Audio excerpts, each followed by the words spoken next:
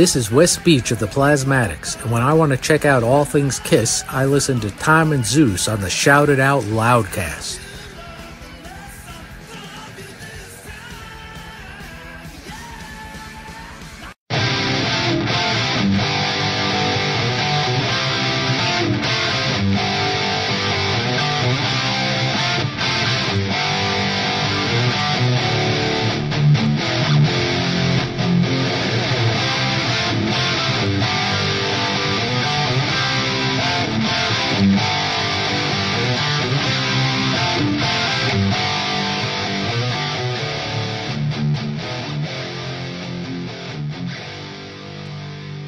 Greetings and salutations. Welcome to the Shout It Out Loudcast. Don't turn your radio dial. You're in the right place. The album review crew is back with episode 23. We're calling this one Once There Was an Album Release That Billy Ray Cyrus, achy breaky hearted, and it's entirely possible that we can touch the bottom with it today. Tommy and Zeus, I hate you. How are you? What on earth are you talking about right now? Now people are going to think we're doing Billy Ray Cyrus. I'm lost. But no, it was Billy Ray Silas. I think whatever. Silas. Yeah. Although I'll tell you right now, Sonny's probably wishing we were doing a Billy Ray Cyrus album right absolutely now. Right. Some gave all. It's right behind me. Oh God! Don't tease people. Oh, that shit's horrible. In a bad way, teasing. Horrible. Oh, we're back, and it's just the three of us. See, the 4-person experiment has come and gone. Yeah, that's because nobody else wanted to do this. No, that's because no one else wanted to listen to a 6-hour episode on Pearl Jam 10 with 4 people. I was going to say that's the legacy of Tony Musalem. He ended the 4-person rotation, and by the way, we have to thank him. Why? No, we don't. We have to thank him for our wonderful intro music and for killing the 4-person ARC episodes. And we like to thank Tony for not joining us today. We appreciate it. Trust me, when we're done with this, he's thanking us. Don't worry. You be nice. It's too early for this. You be nice. This one has been brewing for a while. There've been text messages, hints at fucking animosity. We have no idea, as always. Sonny's always very coy where this is going to go. Pearl Jam 10. Wow. I think we have an idea, although Sonny's a gambler, so he could be doing his poker face saying how horrible this is, and then all of a sudden he could surprise us. I'm not betting on that. I don't know. I wouldn't. Don't bet on that. Keep your money in your pocket for that one. Awesome. Awesome. God. Well, to get this one rolling, we're going to do a 5-hour review thanks to Tony Musalem comments on Dawkins. Let's take a look back at last month's episode. We did Dawkins, Back for the Attack. Tom, you want to lead us off? Yeah, and I'm sure you guys are probably still listening to that episode. You probably haven't finished it by the time this one drops. In Hotel California. What's better than 2 episodes totaling 8 hours? And the fighting, it's like George Lynn sucks. No, he doesn't. Yes, he does. No, he doesn't. Yes, he does. That was basically all the comments. Oh God. So we did Back for the Attack, Dawkins, and we always start with our poll. So we picked our 4 top songs for the poll, and the options were Kiss of Death, Heaven Sent, Burning Like a Flame, and Dream Warriors. And Kiss of Death took it with 37%. And what is the matter with you people? Dream Warriors second with 33%. Heaven Sent at 10%. Burning Like a Flame made a showing at 20%. I mean, I'm not surprised Kiss of Death, but Dream Warriors, yeah, I mean, it's good, but come on, it's not better than Heaven Sent or Burning Like a Flame. That's just me. Couple comments here we'll move through. Twisted Kister said, I'm definitely not around many Dawkins fans. I thought all of you hated Dream Warriors. I picked Kiss of Death, one of the most ferocious pieces of music Lynch has ever done. Agreed. Our buddy Nige, Savage, none of the above. I listened to this episode with my jaw on the floor. I guess my opinion of Dawkins differs wildly from yours. I admit Lynch is a great guitarist, but that's where my love for Dawkins ends. Awful, sappy pop songs pretending to be rock. To quote Tom, ooh. R.C. Campbell, my favorites are Sleepless Nights and Burning Like a Flame. Oh, speaking of Sleepless Nights, is that the song that turned into like a 50 comment thread? That's right. Oh. Yeah. And it was, which one's better, Sleepless Nights or No Bone Movies? Oh, that was that conversation. And that's why it's a 3-person show from here on out. Paul says Kiss of Death by a long shot. One of my favorite Lynch riffs and solos. A great melodic song with a great galloping rhythm. All right. Our buddy Steve, so many great tracks off one hell of an album. Burning Like a Flame, always been my favorite. Scott says, for me, Tooth and Nail and Under Lock and Key are more cohesive albums, but Attack is a stronger collection of songs, if that makes sense. Dave Ryan, awesome album, Heaven Sent. Our buddy West Beach, Dream Warriors is a great hook and catchy as hell, more memorable than the movie it's taken from. Here we go. Here comes Tony jumping in with comments, and then it never ends from there on. He gets into this big conversation with Wes and Tony, which is great. 2 guitar guys, they're musicians, so that's good for them. So that's some Twitter related stuff here. Let's get into some episode specific comments here when we talk about the on the Twitter post there. Tony, again, very excited to talk about George Lynch. You just can't get enough of this. Our buddy John Gross says, great episode, guys. I've been a Dokken fan since I first heard Breaking the Chains in 1983. And here we go. Uncle Steve's Iron Maiden Zone took over the Twitter handle for this episode for a while. Starts getting into a big debate again about Sleepless Nights and all that stuff, but we love the interaction. That's why I thought the Dokken pick was a good pick. Is everybody, even if you're not a fan of Dokken, you like George Lynch and you like what he does. George Harker, really good album. Time has not been good to Don. I saw him with Lita, Sebastian, and Rat a few years back. I missed all of the high note. He missed all the high notes, gave up on Dream Warriors, weirdly was spitting all over, and bragged about the 6 hours of hits he could play. He was out of shape and brutal. Sounds like a podcast. Did you say Lita, Sebastian, Rat, and Dokken talk about 4 rough live acts right now? Agreed.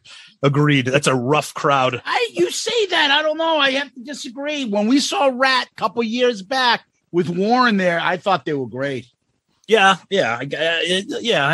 never seen Lita. I have a feeling there's not a lot of tread left on that tire, though. So she still looks good. Oh, okay. All right.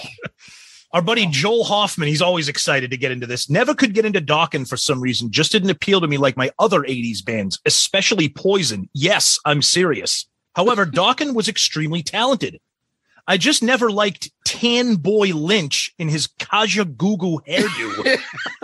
That is actually a really excellent call. Don's voice was thin and weak, in my opinion. This is after he just said he likes Poison, but that's okay. We love you, Joel.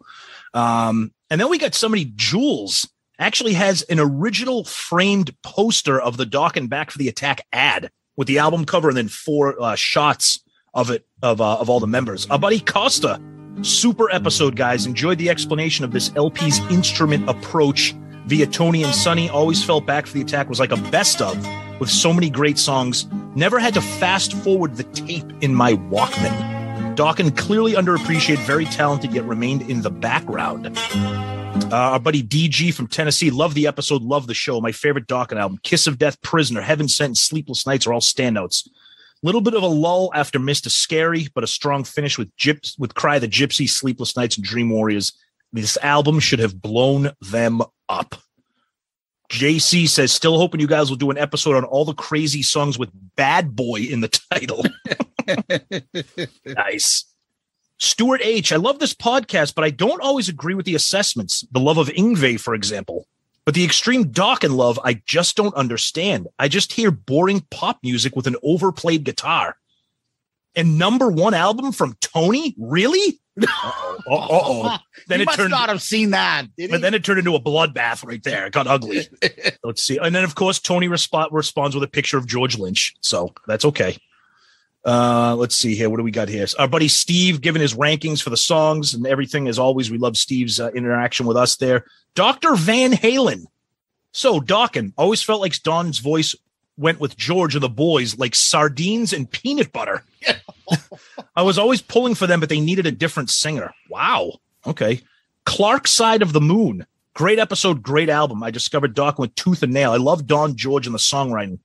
Also, great point by Sonny Pooney about the importance of Jeff Pilson. Mad respect for his bass and vocal contributions. Nice.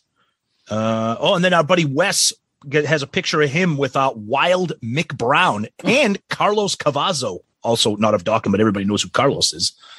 So there's some great Twitter feedback and interaction from everybody that was a big fan of the album, or at least a fan of the episode. So, Zeus, what do you got? Well, over on our Book of Face, Tom, Jeff Wyatt. This is my favorite album of Dokken. So Many Tears and Sleepless Nights are absolute gems in my book. Keith Rochford. Oh, yeah? My favorite Dokken album? Everything meshed perfectly. Vocals, guitar tone, and songwriting. Too bad they couldn't hold it together after this. Mm-hmm. Yeah, we got a lot of that, about them breaking up and stuff. Mark Arnold was never a big Dokken fan, mainly because I've never been exposed to them when I was younger. They just weren't a band that anyone I knew listened to or that I ever heard on the radio. Can't remember seeing them on much music up here in Canada. I'll give the album a couple spins before checking the episode out. The first listen was better than I expected, but not amazing, at least not to me. And then we got Max Lynch. The discussion is about why this band didn't reach higher status comes down to one thing. Don Dokken himself, the weakest link, never cared for his voice, especially when he uses that nasally head voice. He's more tolerable at a lower vocal register.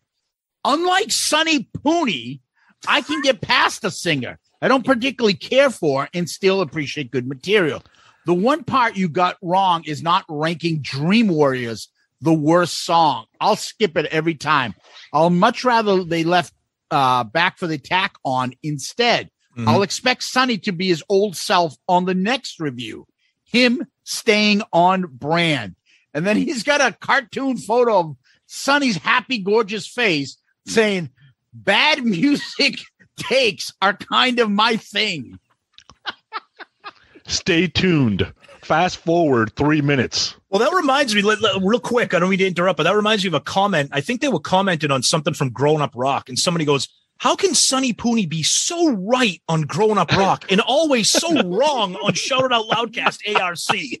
Tom, that is so easy to fucking tell you why. Oh, I know why. Because Steven is so horrendous over there that Sonny looks right. That's what it is. So that's more a comment on his partner.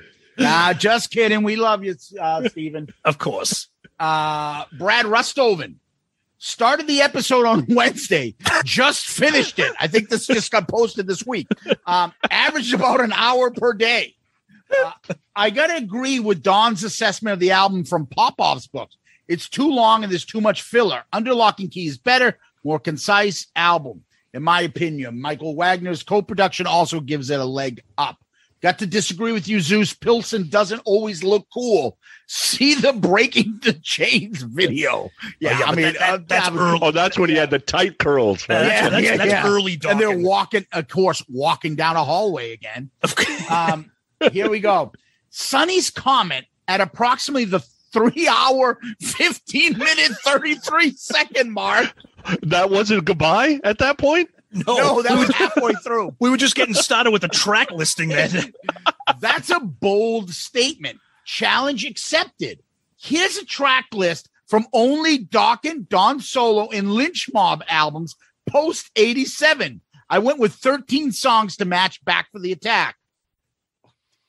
I'll read this real quick. Wicked Sensation, Tangled in the Web, Mattis Hatter, Heart of Stone, River of Love, Dream Until Tomorrow. Standing on the Outside, The Secret, I think it's The Fascist, No Bed of Roses, 1,000 Miles, My Kind of Healer, and Today. You know any of those songs? Yeah, 4 of those songs are good. What he was trying to do. So what I had said was, everything after Back for the Attack, you couldn't come up with 13 songs that are better than the actual Back for the Attack. And Brad, epic fail. Epic fail. Wow. Of enormous proportions. Epic fail. All right. Yeah, the Lynch Mob songs are good, but yeah. Kevin Jepson, Jesus H. Christ, guys. Took me 3 days to listen. LOL. Too many one-liners to go over, but I got to say, Tony was a nice addition. And he is spot on about Tom's audible gasp. It's the best. Love, love, love this record. No complaints. Great episode. That's actually, he should actually get credit. It only took him 3 days to listen to the episode. That might be the quickest that anybody got through it. I agree. Bill Algie, great record. Adam Nickmeyer. Whether they're a second-rate Quiet Riot, a second-rate Rat, a second-rate Crew, second-rate Bon Jovi, or second-rate Maiden, they've always been second-rate. And as far as the vocalists go, certainly the worst of the era. Dude, is this guy listening to Poison? Second-rate Quiet Riot. Yeah, that's brutal. That's brutal. That's bad. That's restrained. You guys have. You guys set and that's that why we're not doing a review for restrained. That's exactly why. Edit that out.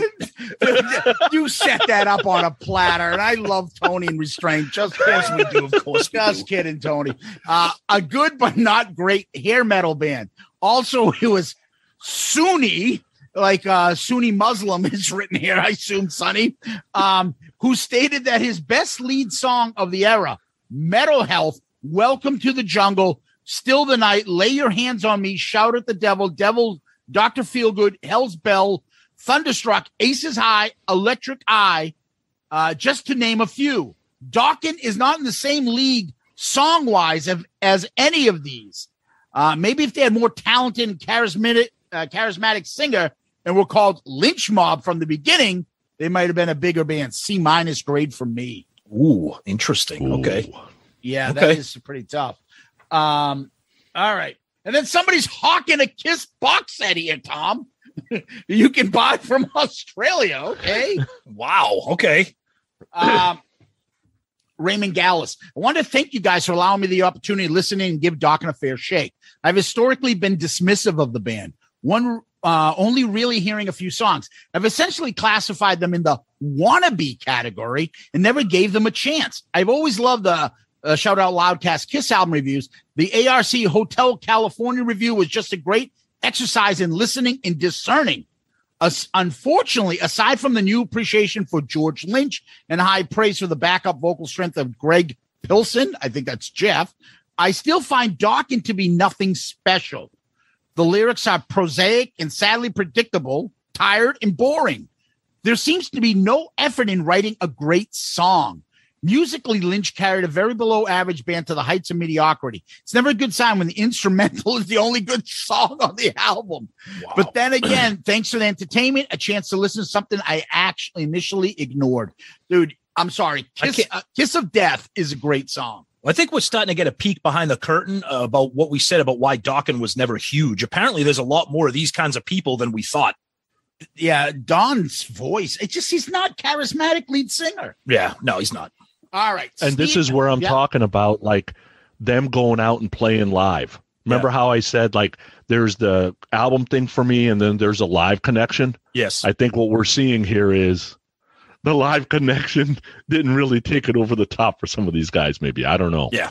But the charisma, like, you're only not going to see that live. On the videos, he's kind of fine. He's holding his hat half the time, but you know what I mean? Like, you can't really gauge the charisma from the videos. Yeah, no, I got you. Yeah.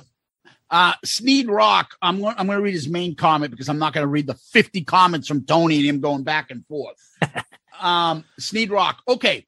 So I'm partway through and want to mention some things. Zeus, and he calls me Adefomu, which means my brother. Not only was Crazy Nights going to be Who Dares Wins. Yeah, I had that. But they were also toying with calling it Condom Nation. Yep. This was reported. There's actually a bootleg of that with that title. Yeah. There was this was reported in Metal Edge at the time, which I had purchased, about Dokken not becoming bigger. It came down to Don and his pompous attitude. Like he said, the lyrics, vocals were too pop for mass appeal in the metal world. I love Dokken, but I remember many people I thought his vocal delivery was a bit limp compared to the chugging guitar riffs. Also, Tom, you're right about Don being too ooh. That's become a thing now. People know what we're talking about. LOL. I remember having a hit parader back in the day, and we're asking rockers what they liked in women. And I remember Ozzy saying, nice tits, nice ass.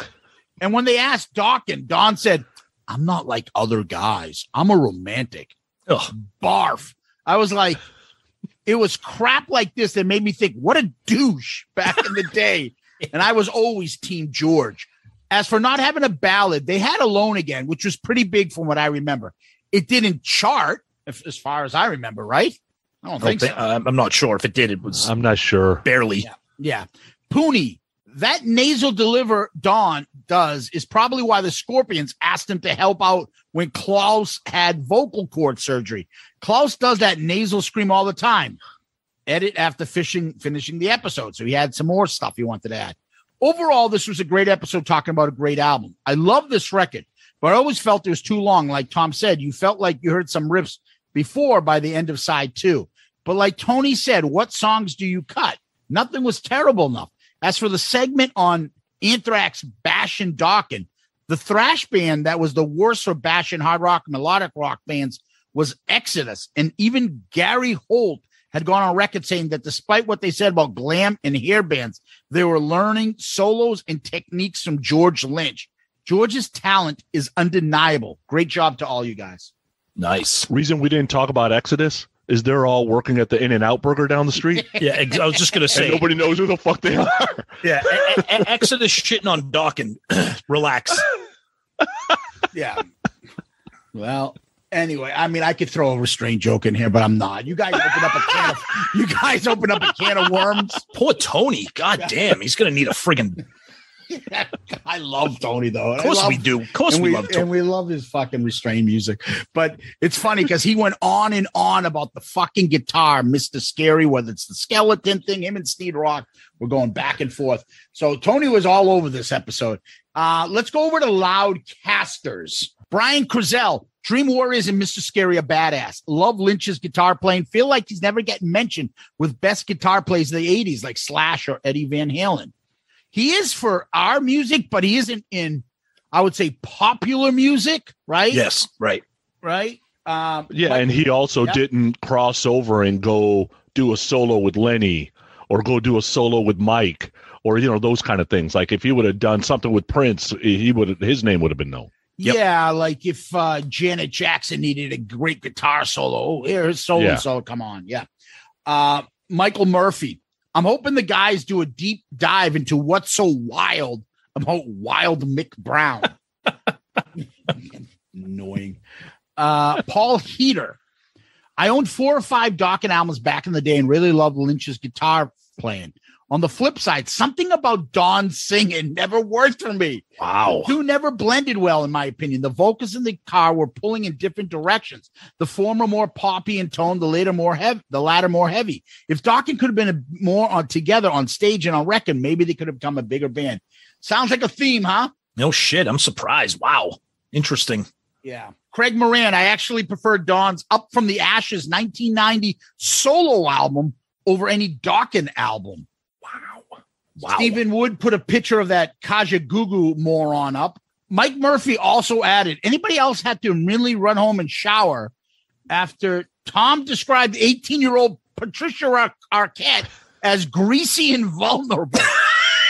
I forgot about that. Great and a creeptastic episode. I forgot about that. Holy shit. Daniel Peoples, still listening to this monster of an episode and don't have my slot picked where this album ranks. Here's some initial thoughts. This is one Dawkins album that I've been able to get into. I remember trading the Black Crowes Southern Harmony tape to a buddy for this back in 9th or 10th grade, solely based on the cover and the band logo. Most of what you like is on the first half. Kiss of Death is amazing. Mr. Scary still blows my mind. I'm still in awe of the It's Now or Never vocals in Night by Night. Made me wish the guy was singing the whole album. Never been much of a fan of the Dawn fan. That was interesting to hear all of your reactions to that particular part. Do you guys think they had a chance to get the Black Album level? I'm not enough of a fan to see it. Of course, there are huge bands I don't like. I just don't think they had the songs or the ability to make singles that would catch on like that. I'm not sure if they were a band that you had to be there for in the moment, but started listening after they were done. Never felt like there was any missed opportunities or what ifs. It might just be because I'm not into Dawkins' voice, but I find all the Lynch Mason, Lynch Logan albums more enjoyable, as well as the Dirty Shirley album. So apparently Dawn is my issue. George Lynch's Outpost OG Dawkins era has been amazing. A few misses for me, but the one that hit hard, am I right? The Hook rocks. I don't know. Wow. Okay. Yeah. See, the levels, Metallica's still selling out stadiums, so that's kind of tough, right? Yeah. But I'm talking more about like the Poison level. You can go sell out a theater when you want to. You can play arena with a Cole headlining act. But what Dawkins doing right now is playing clubs and basically barely selling out there, if at all. Yep. I think they had a shot at the Poison level. I don't think they had a shot at the Black Album Metallica level. No. Well, See, maybe. I don't maybe. think they had that at all because they didn't have Bret Michaels. There's the difference. So take out Bret Michaels' look. Tell me another band that's kind of doing what Poison's doing from that era, where they're not big enough, but they're doing decent like that. Tesla. Tesla's doing decent. But are they doing? They can sell out a theater. Are they doing? Wait, Tesla, are they doing Poison level? Yeah, I think so. Here's an interesting double bill. Speaking of Tesla, my buddy just saw Lynyrd Skynyrd. Tesla opened up for them, which makes sense because Tesla has kind of like that Southern rock, like hard rock vibe. So Tesla, I mean, they're touring with Lynyrd Skynyrd and they co-headline other tours, or, you know, when they do like with Def Leppard or REO Speedwagon, like those double triple bills. So there's a lot of acoustic in Tesla. Yeah. Dawkins is not opening up for Lynyrd Skynyrd. No way. No. But Dawkins could open for Alice Cooper, kind of like a hard rock metal legend. But I think what we're seeing in these comments is a lot of people just don't like the aura of Dawkins, like the kind of the moody attitude of Dawn, and they just don't evoke, like, people want to listen to their music, but they don't want to see the band live. He's not a charismatic lead singer. Exactly. Period. It's not. And he's got a good voice. He had a good voice. I like it. Yeah. Yeah. All right, let's wrap this up on YouTube. Mo Beerman. Wow. I stumbled across your show a few months ago and really enjoyed it. This album brings back many fond memories, and your review was highly entertaining. I was dating my then high school sweetheart when Burning Like a Flame was on MTV quite a bit, and we always laughed at the video.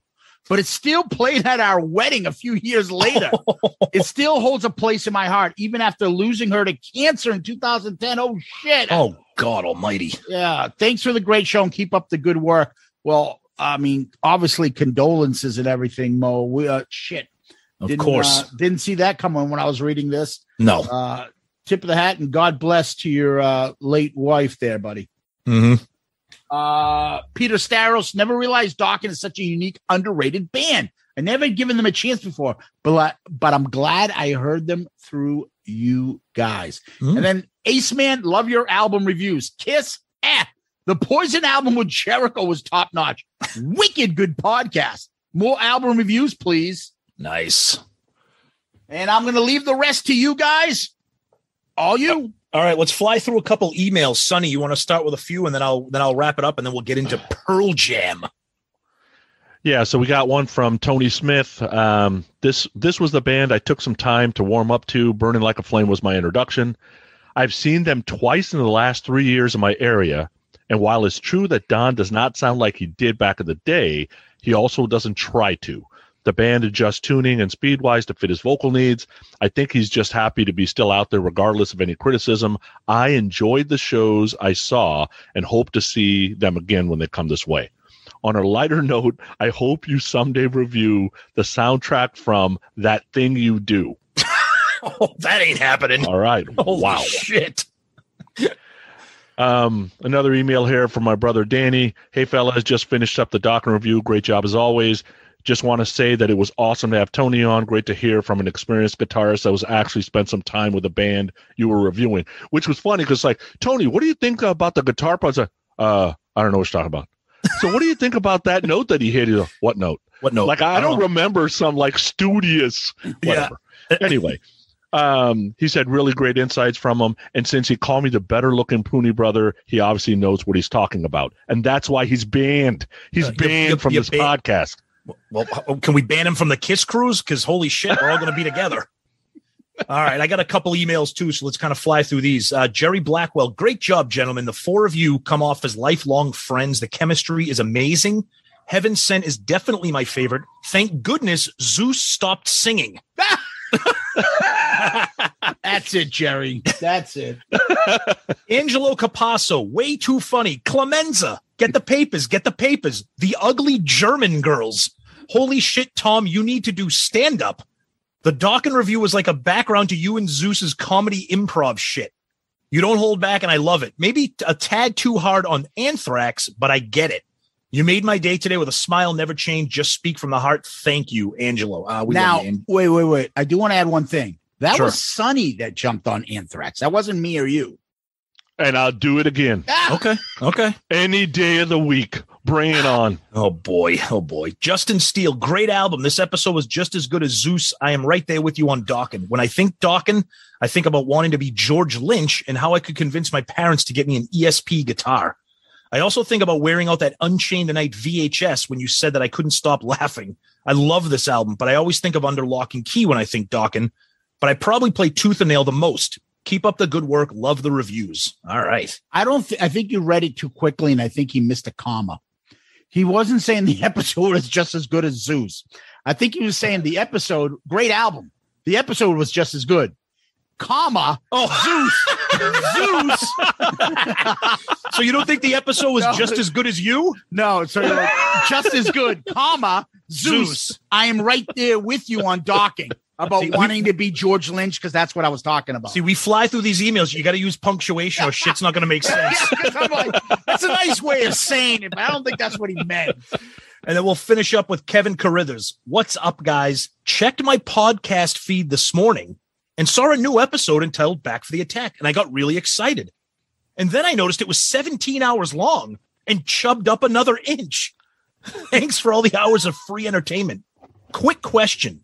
What happens first, the Kiss Cruise or you two winning on a trivia episode? Oh, man. Yeah. Kiss Cruise, definitely. Yeah. Kiss Cruise 2022 will happen before that happens. Probably true. Yeah. So there we go. So there we go with Dawkins feedback. Thank you, everyone. Great stuff as always. Hold on. We got some more comments. Tony's arguing with somebody online still. You want to go? Tony. Love you, buddy. We love you. All right. Let's switch on over. Literally, like the band and the type of music that literally pushed Dawkins and their bands off the stage. Yep. They're doing it again, but on our show. Correct. Yep. So, this is Tom's pick, much to Sonny's chagrin there. I can see him like, look at him. Tom, you want to tell us how did we get to the point that you picked Pearl Jam 10? Okay. So Pearl Jam is one of my all-time bands here. And I know Sonny is not a big fan of them, but that's okay. Sometime, maybe he'll open up his ears, jackass, and they'll friggin' discover how great they are. But it was also, I was thinking of what I wanted to pick, and I'm like, okay, we haven't done Pearl Jam. It was also in last month, at the end of August, it was the 30th anniversary of the album. So I kind of dawned on me to let's get into Pearl Jam here. So this album goes back to the very day it was released, and I picked it up while I was working that summer of 91. It came out at the end of August 91, and I had a summer job working in Cambridge.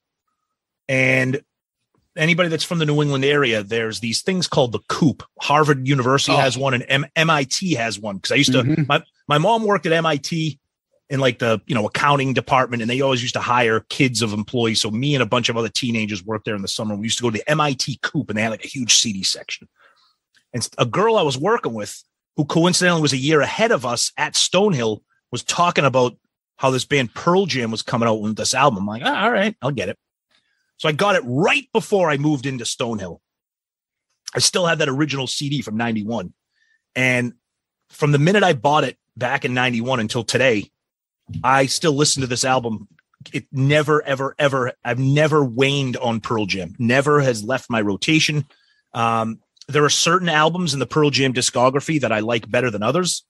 But to me, I picked this album, because it's their first album. And for me, I think the reason I like it is a lot of reasons why people don't like it as their favorite. And that's because it's a straight ahead, hard rock, guitar driven rock style album.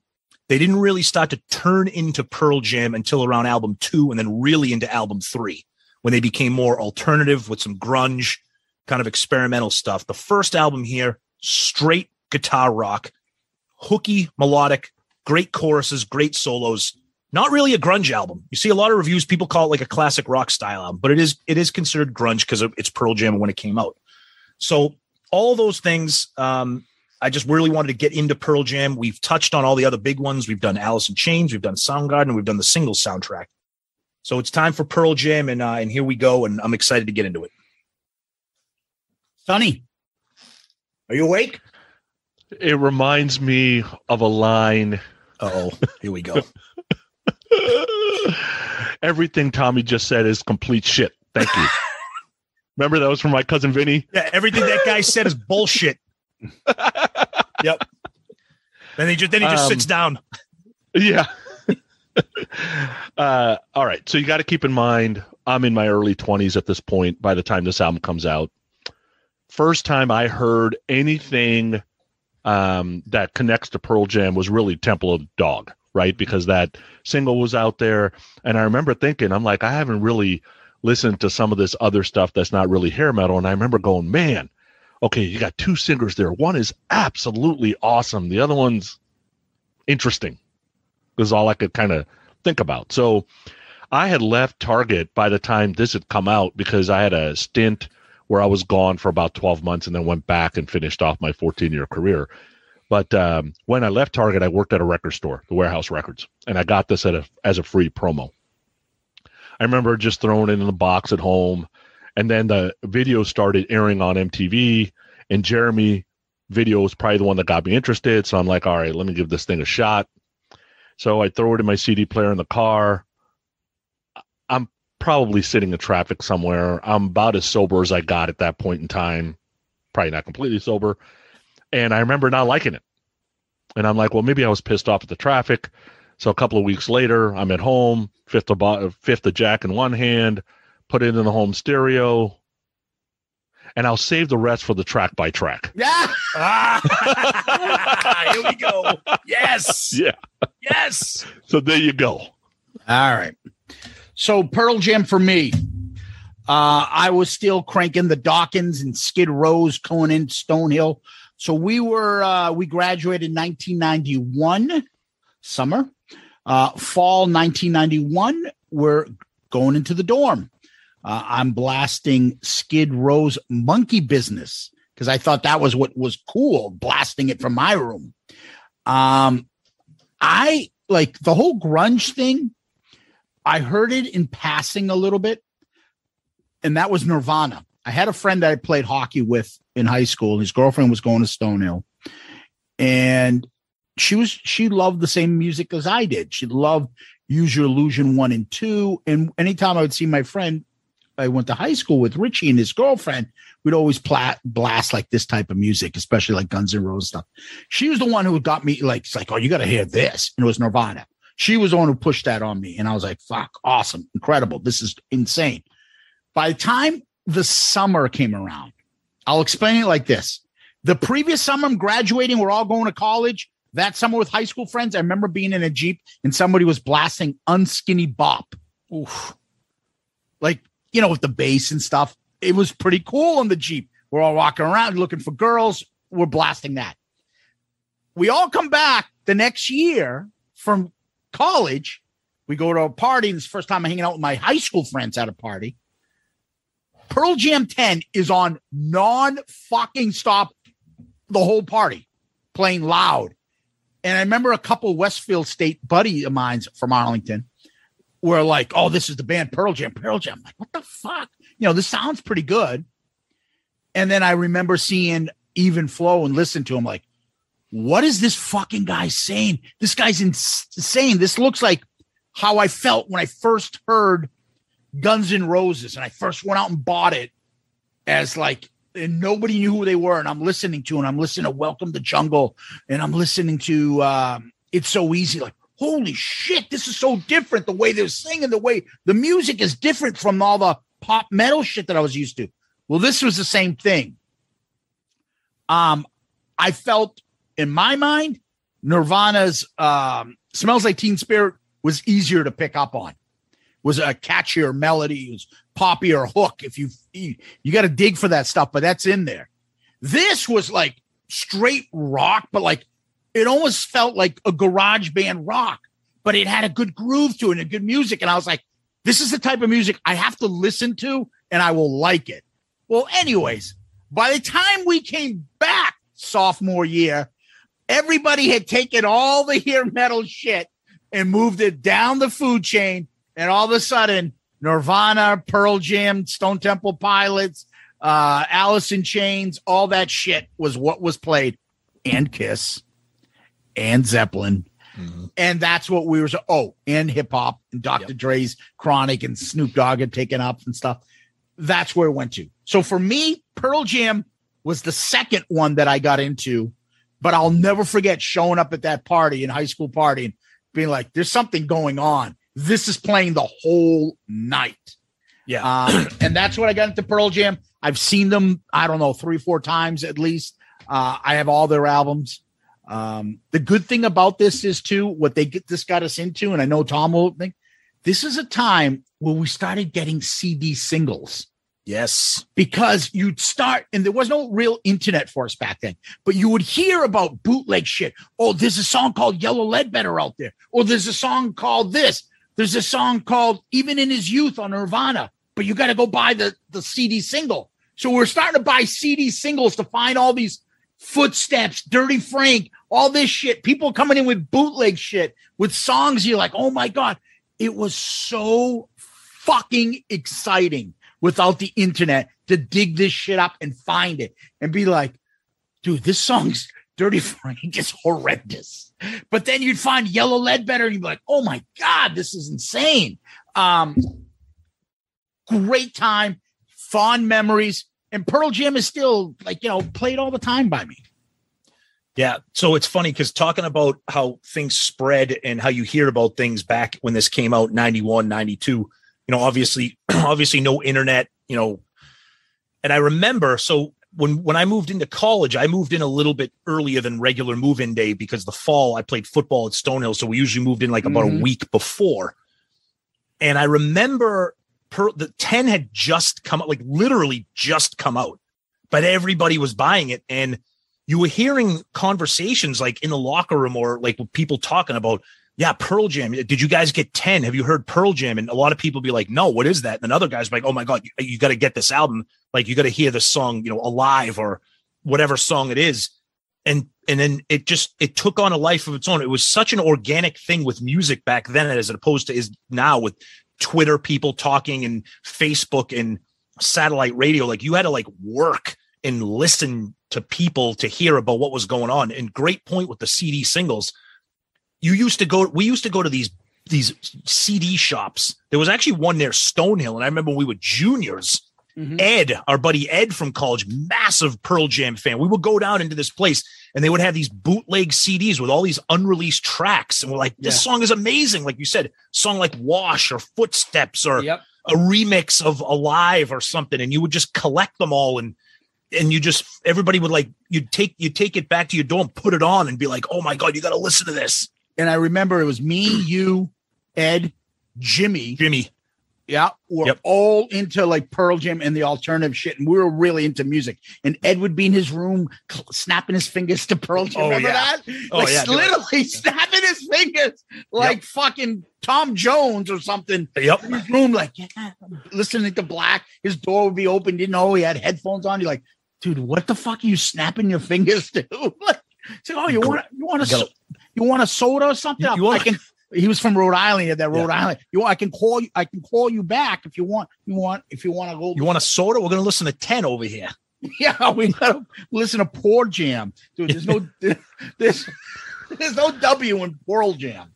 But anyway, But yeah, I think that's why these an album like this is so huge to Zeus and I, because we started college right when grunge took off, and then spent the next 4 years listening to it all.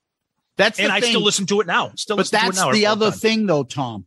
For us, and this is why we love music and we love doing a podcast and talking about it, to relive this. Mm-hmm. When you go to college and you find music and you have that camaraderie where you can just hang out with buddies and shit, and you walk to class and you'll hear it in someone's dorm room when you're walking through, or you come back and at night before the party be drinking, you have somebody's playing music, or then the party there's playing music, and the next day, or you wake up with some fucking fat chick and you like listen to the shit on play on over and over again. Like all these memories, all these things are happening.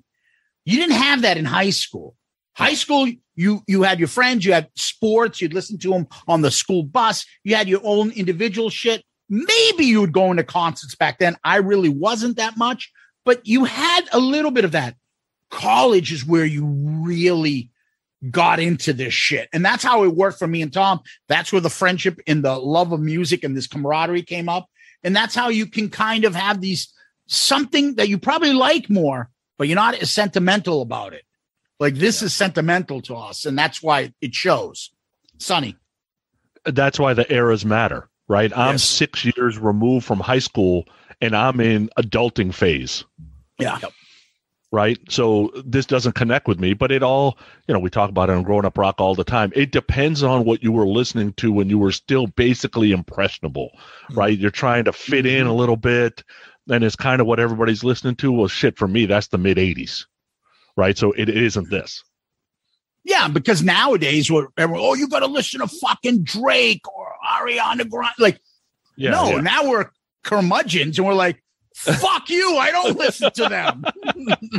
That's how it becomes. You're so right. All that Dua Lipa song was pretty good. Oh, she's that amazing. We were listening to the other day. Amazing. Horrendous. If you like pop music, it's impossible to not love that album. Never listened to so good shit. Now, Sonny, now I know we kind of know where you stand with Pearl Jam, but throughout their career, because as I mentioned briefly earlier, their discography and their musical styles, it's not that different. It's not that different from Kiss or even something like Zeppelin, where they tried a bunch of different things. Then they had a few albums where they would come back to what made them popular. Then they'd kind of veer off and do something kind of weird and then come back. Was there ever anything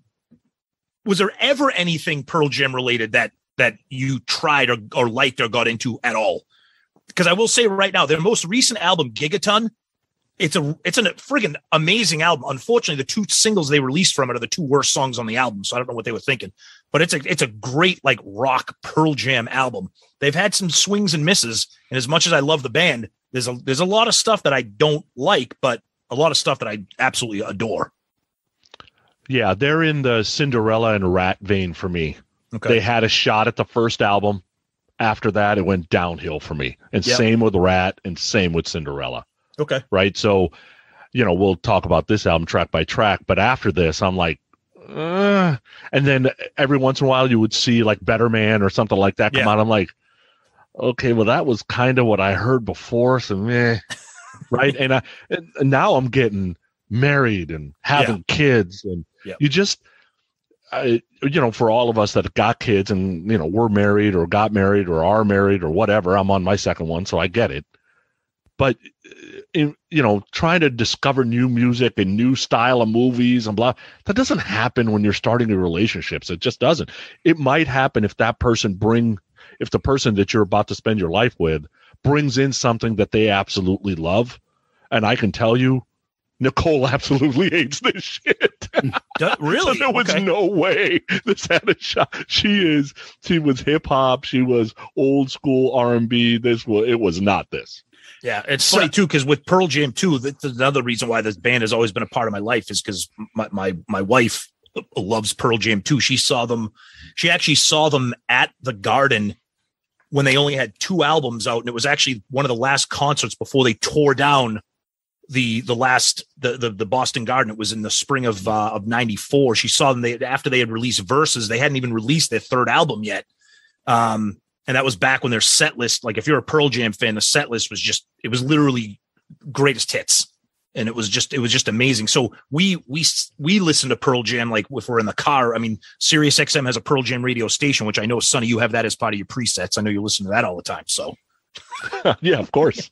Sonny, I chalk it up to this. I'm at a stage in my life where I don't want to have to like something. Oh, everyone's listening to Pearl, right? Everyone's listening to Pearl Jam. You got to get into it. No, I don't. Like where you know what I'm saying is that's where you got to. Like this is the popular music.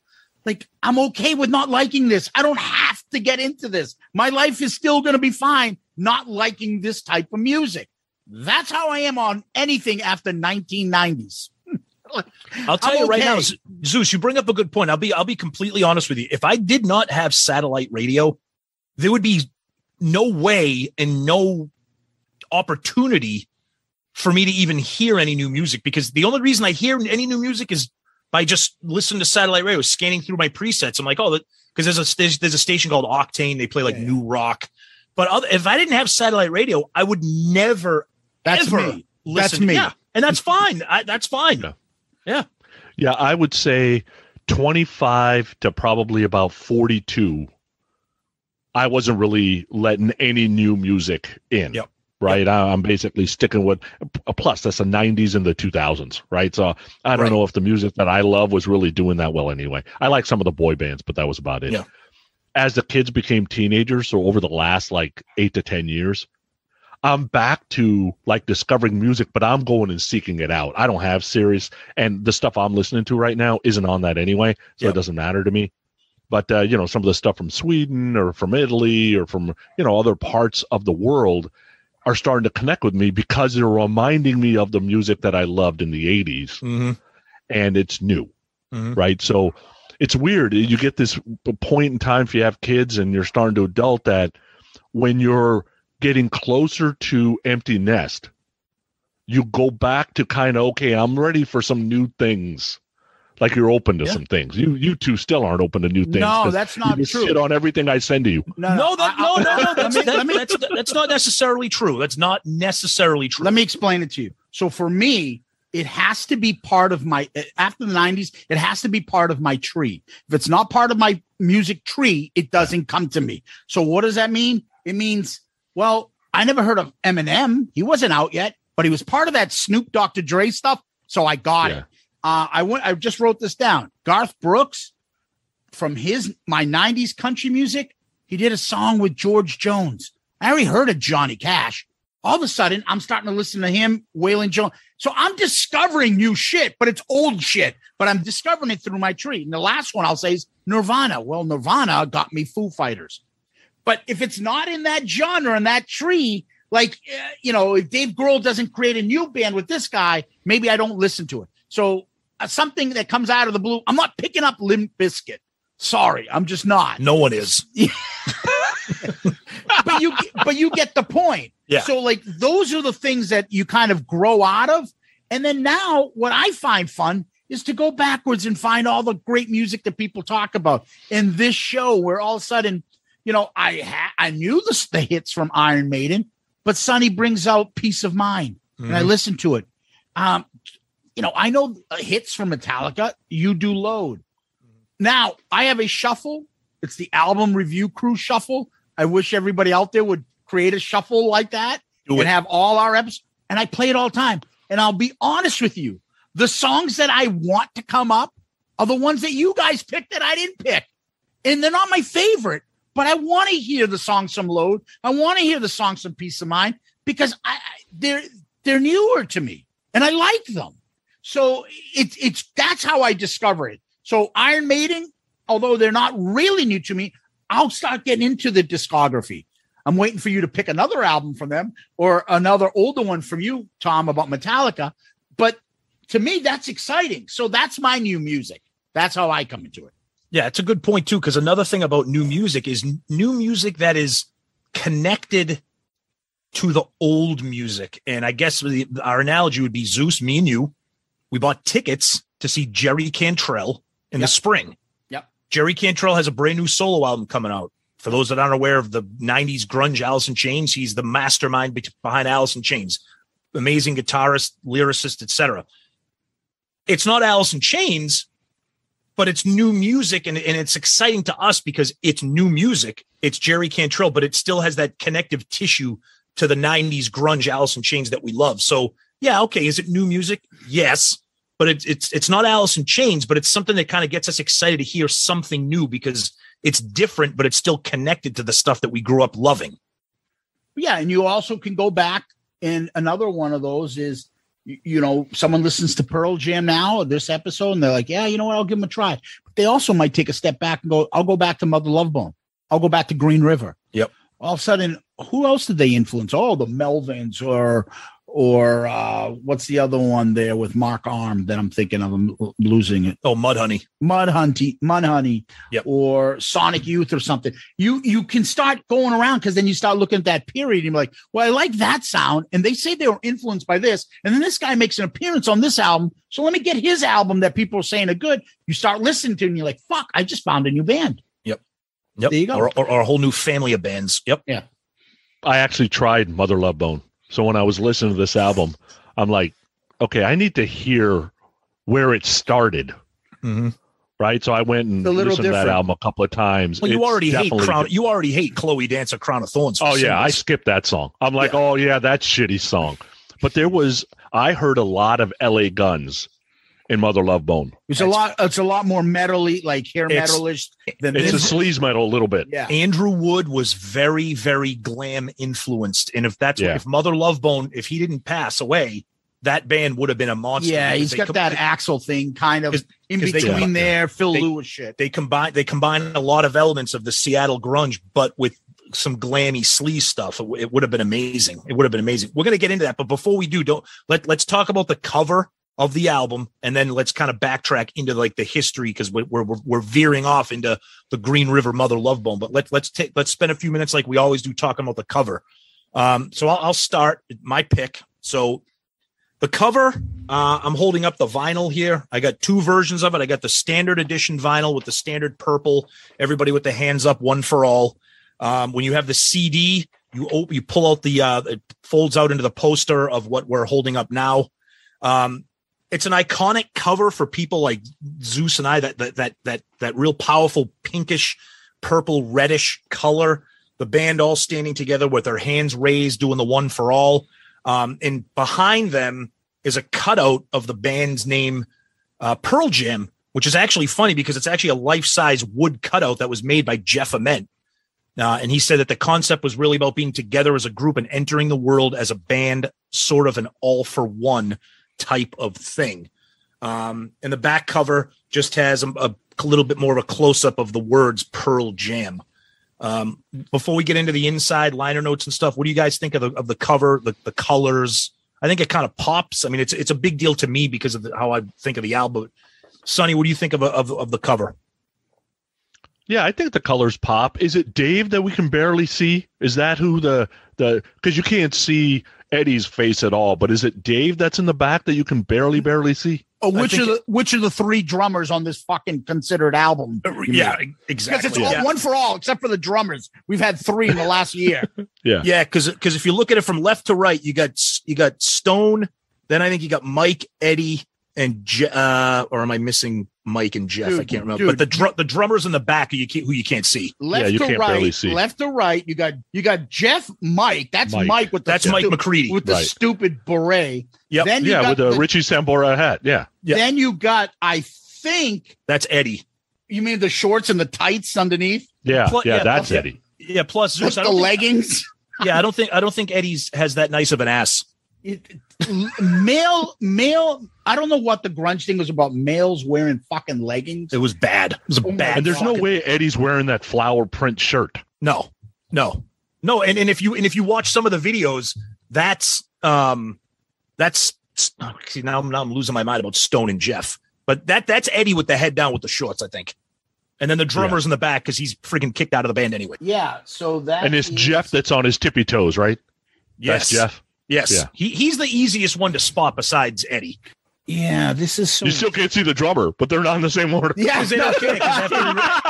because after he recorded this, he was bounced, so it doesn't matter, or he quit, however you want to look at it. So, and then are we done doing the X's and O's play by play of the photo shoot? I hope so, because then you open up the liner notes and you get some crazy artwork with all the lyrics to the songs. With all the credits, the thanks, and it's not all the lyrics. No, some of the songs, which I thought was interesting.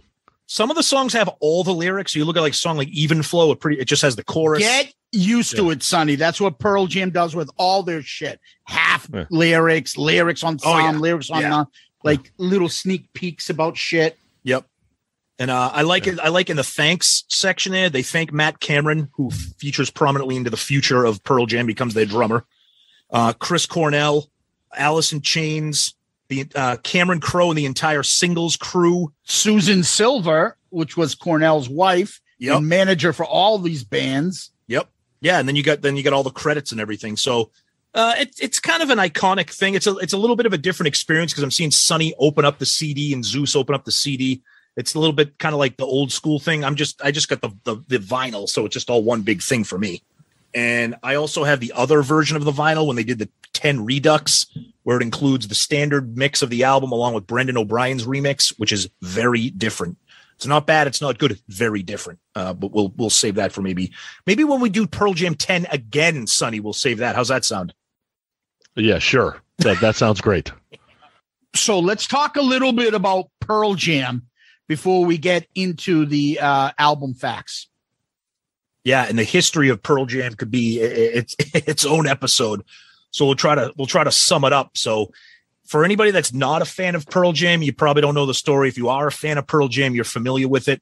Stone Gossard and Jeff Ament were in a band called Green River, which is one of the like proto grunge bands. That band kind of fell apart in the late 80s.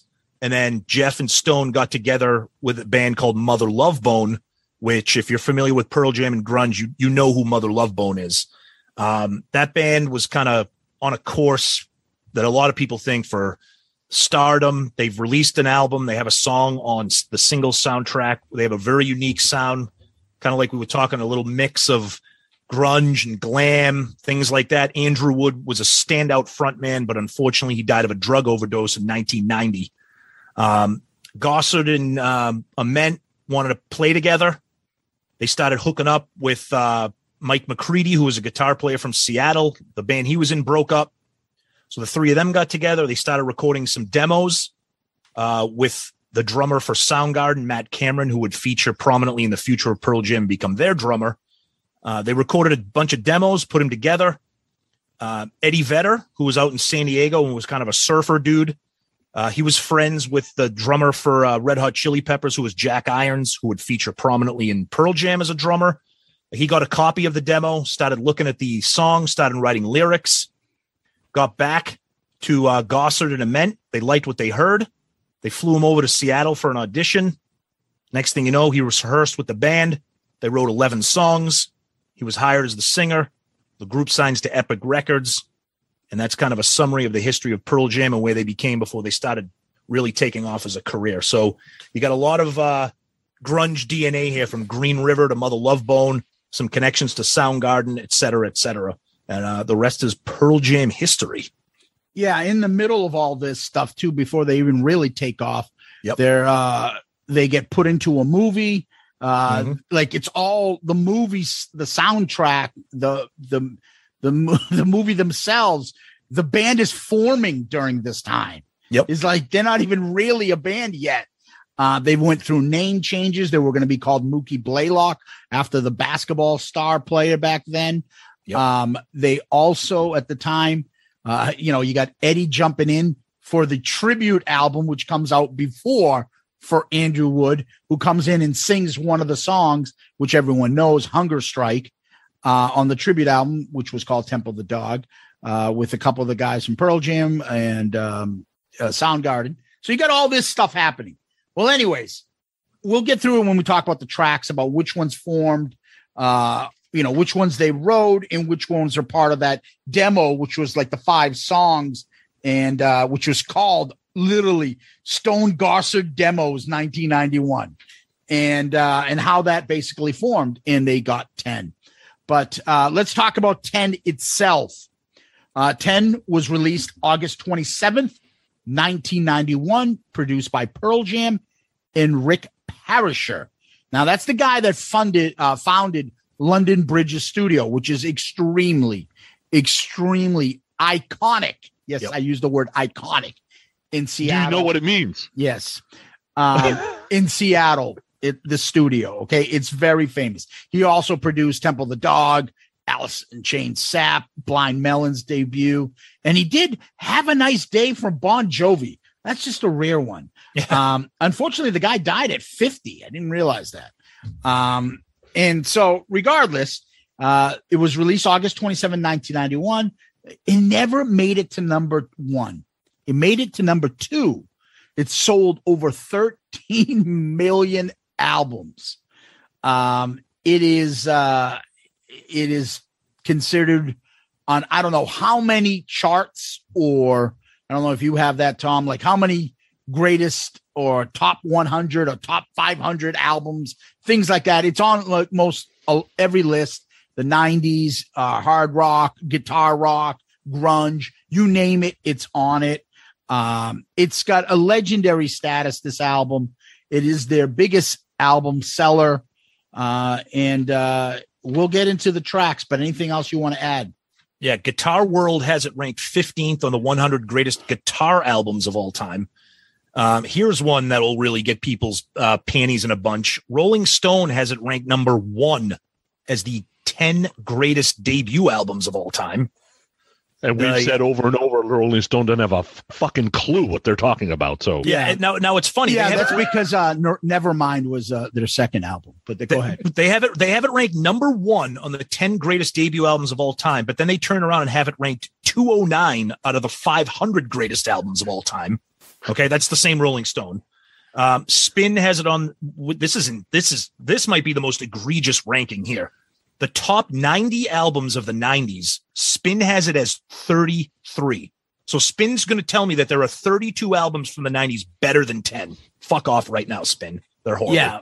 Did you hear Warrant's 8th album? It came out in 1997. That's right. Oh, yeah. Tora's 3rd album. Oh, Jesus Christ. Please stop. Please stop. Please stop. Stop. I already have all my hairband references in my notes, so I'll get to them. And then one thing, because people always talk about the band names. So there's a couple different stories going around about how they got Pearl Jam. There's actually, it's kind of like a rumor or kind of like an urban legend that the band claimed at the time that Eddie Vedder's great grandmother named Pearl made a hallucinogenic type of jam that people would eat and get high. But that's neither here nor there whether that's been proven or not. But you're right. Mookie Blaylock, for some unknown reason, was going to be their band name, which is why the album is named 10. Because that was Mookie's number. Because there are 11 tracks. Exactly. They would have had to change their band name later because Mookie's career and the rest of his life didn't end that great. No, it didn't. 7 DUIs later. Yes. Yeah. Not good. Not good. Once upon a time, he could control himself. Put it that way. All right. Well, on that note, are you guys ready to get into the tracks 8 hours later? I'm ready, and I think this is actually a pretty quick segue into the tracks compared to some of the other albums. Let's do it. All right, let's go. So once, you got to remember, when I got this album as a promo, somebody hands it to me and says, "Hey, this is one of the Temple of the Dog singers." So I put it on, and I'm like, "Oh shit, this isn't the good singer. This is the other guy, right?" So this is like a cup of an Oreo shake that you think has an Oreo shake in it. You take a big old sip, and it's like unmixed tank. Oh, like it just. I remember the first time I heard him. Like, oh no, this guy. As soon as this song starts, I'm like, I am not going to like this album because they waste 45 seconds. And then, honestly, it just got worse because I just do not like Eddie's voice. I don't like Eddie's voice. And, of course, it's got to be right out of the gate. You got to talk about a serial killer and, just wonderful, right? I'm telling you, if it wasn't for the guitar solo, if it wasn't for the drum parts and the drum accents that are happening, this thing chucks right out the window immediately. I can get I can understand why kids got hooked, because there is a little bit of crazy, a little bit of rebel, a little bit of uncontrolled. There's a lot of emotion. But for me, hard pass. This song is a very tough listen for me. Wow. So we're starting out with me already being speechless, where I was giving Sonny the benefit of the doubt that lyrically he could put that aside, but at least musically the song fucking roars. I mean, it comes right out of the gate. It's got that intro. So the album starts with a thing called Master and Slave. It introduces once, and then at the end of the album, it's the outro after release. But it kicks right into gear. And to me, this is going to be a tough one for Sonny to get through if he's already starting out hating on Once, because the song's got a vicious guitar solo. It's got a great chorus. Another like kind of soaring chorus. And Sonny was right. So, do we want to let Zeus have his comments, and then we can kind of talk about what Pearl Jam refers to as the Mama San trilogy, which is Once is kind of right in the middle of that. So Zeus, thoughts on Once, and then we can kind of break down that fabled thing from Pearl Jam. Okay, so first thing I got to say is, again, I'm not going to repeat it because Eddie Vedder wrote all the lyrics. So I don't have to say Once written by Eddie Vedder. To every song. Every song, he wrote all the lyrics. Yep. Okay. Now, they do delineate who wrote the music for every song. Yes. So, and I usually don't see that stuff, but on Once, Stone Gossard is the only one who's credited with the music, and Eddie Vedder wrote the lyrics. And this is part of the 5-song Stone Gossard demo called the Stone Gossard Demos 91, when they were looking for a singer and drummer. This one was called Egyptian Crave, that he had done in 1990. Eddie went surfing, put some lyrics to it, mailed it back to the band. The song is the middle part of the trilogy, which Tom talked about, and I'll let Tom get into that, which is called Mama Son. The first is Alive. The last is Footsteps in this trilogy. It's basically a guy's descent into madness, leading him to be a serial killer, which I like, which when you start reading into the stuff is the small little parts where I didn't realize he was, whispering shit in that middle part. Yes. You think I got my eyes closed, but I'm looking at you the whole fucking time. Yeah. So yeah, I know Sonny doesn't like that kind of shit. The song is heavy. It builds. It makes you want to fucking bang your head. The lyrics are deep. This isn't cherry pie. The last couple lines before the chorus is so like, he's got a rhythmic thing with his voice that he does. You may not understand him, but he's got this thing.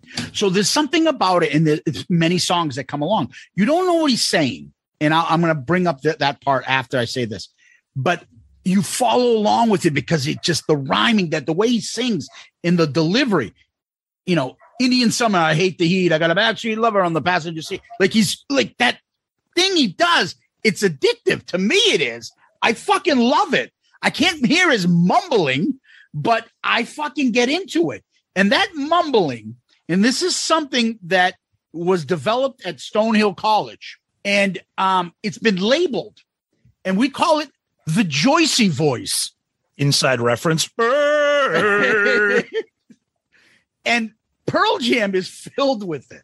And there's some other stuff. There's some Stone Temple Pilot songs. They got it. There's a lot of it. And that's when you got this Rick Astley looking motherfucker. This kid lived with us at Stonehill. And apparently at some point, he developed some sort of an ulcer and he couldn't live with us anymore.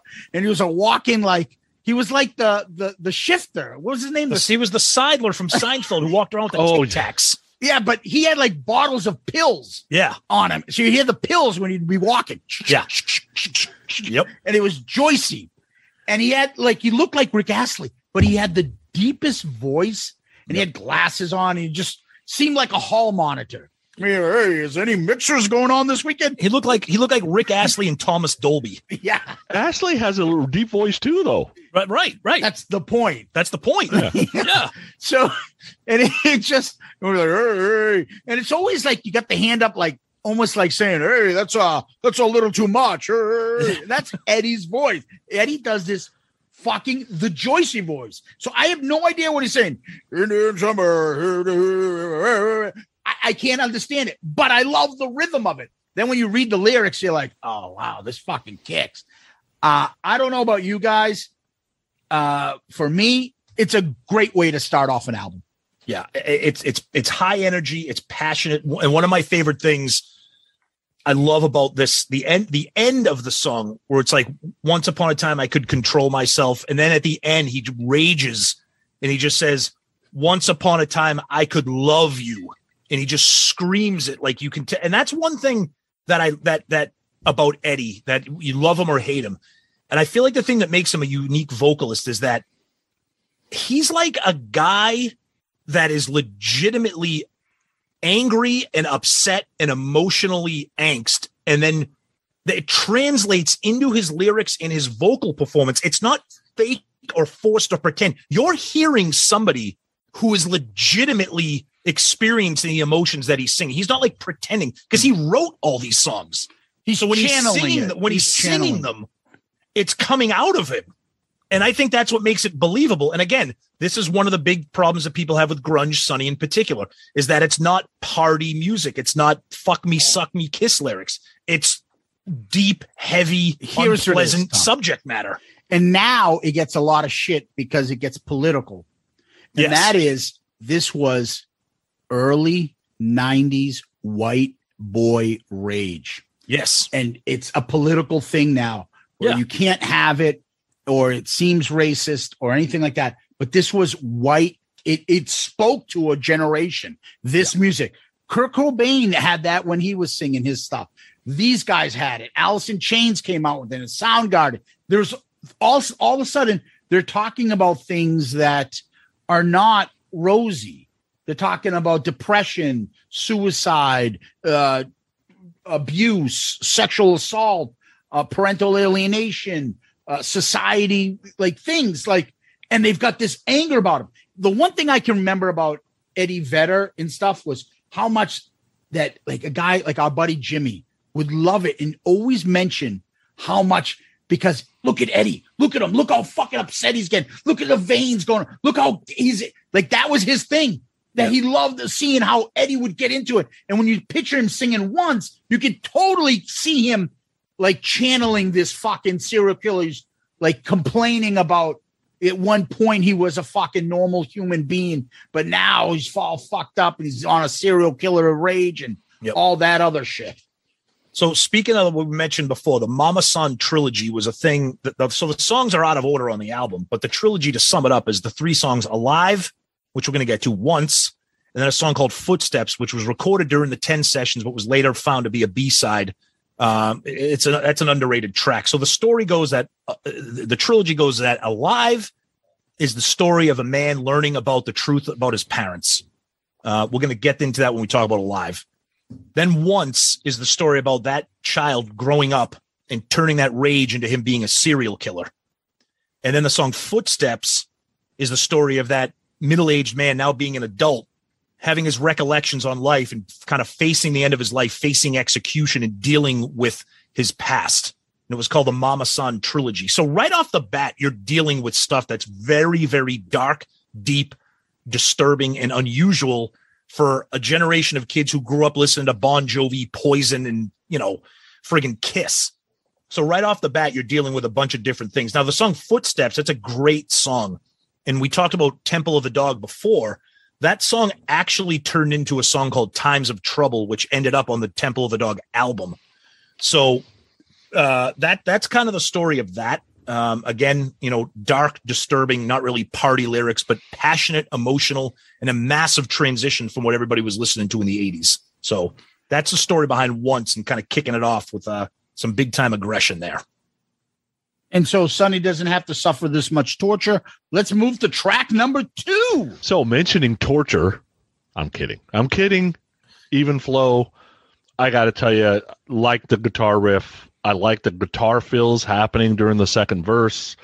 I like the verses honestly better than the chorus. Having said that, the chorus has grown on me over the years, right? Mm-hmm. Song's got a good groove. Love the guitar solo that ends it. I thought the lyrics were unique, right? Like pillows made of concrete. The guy's a little nuts. If I was homeless, I'd probably be a little nuts too.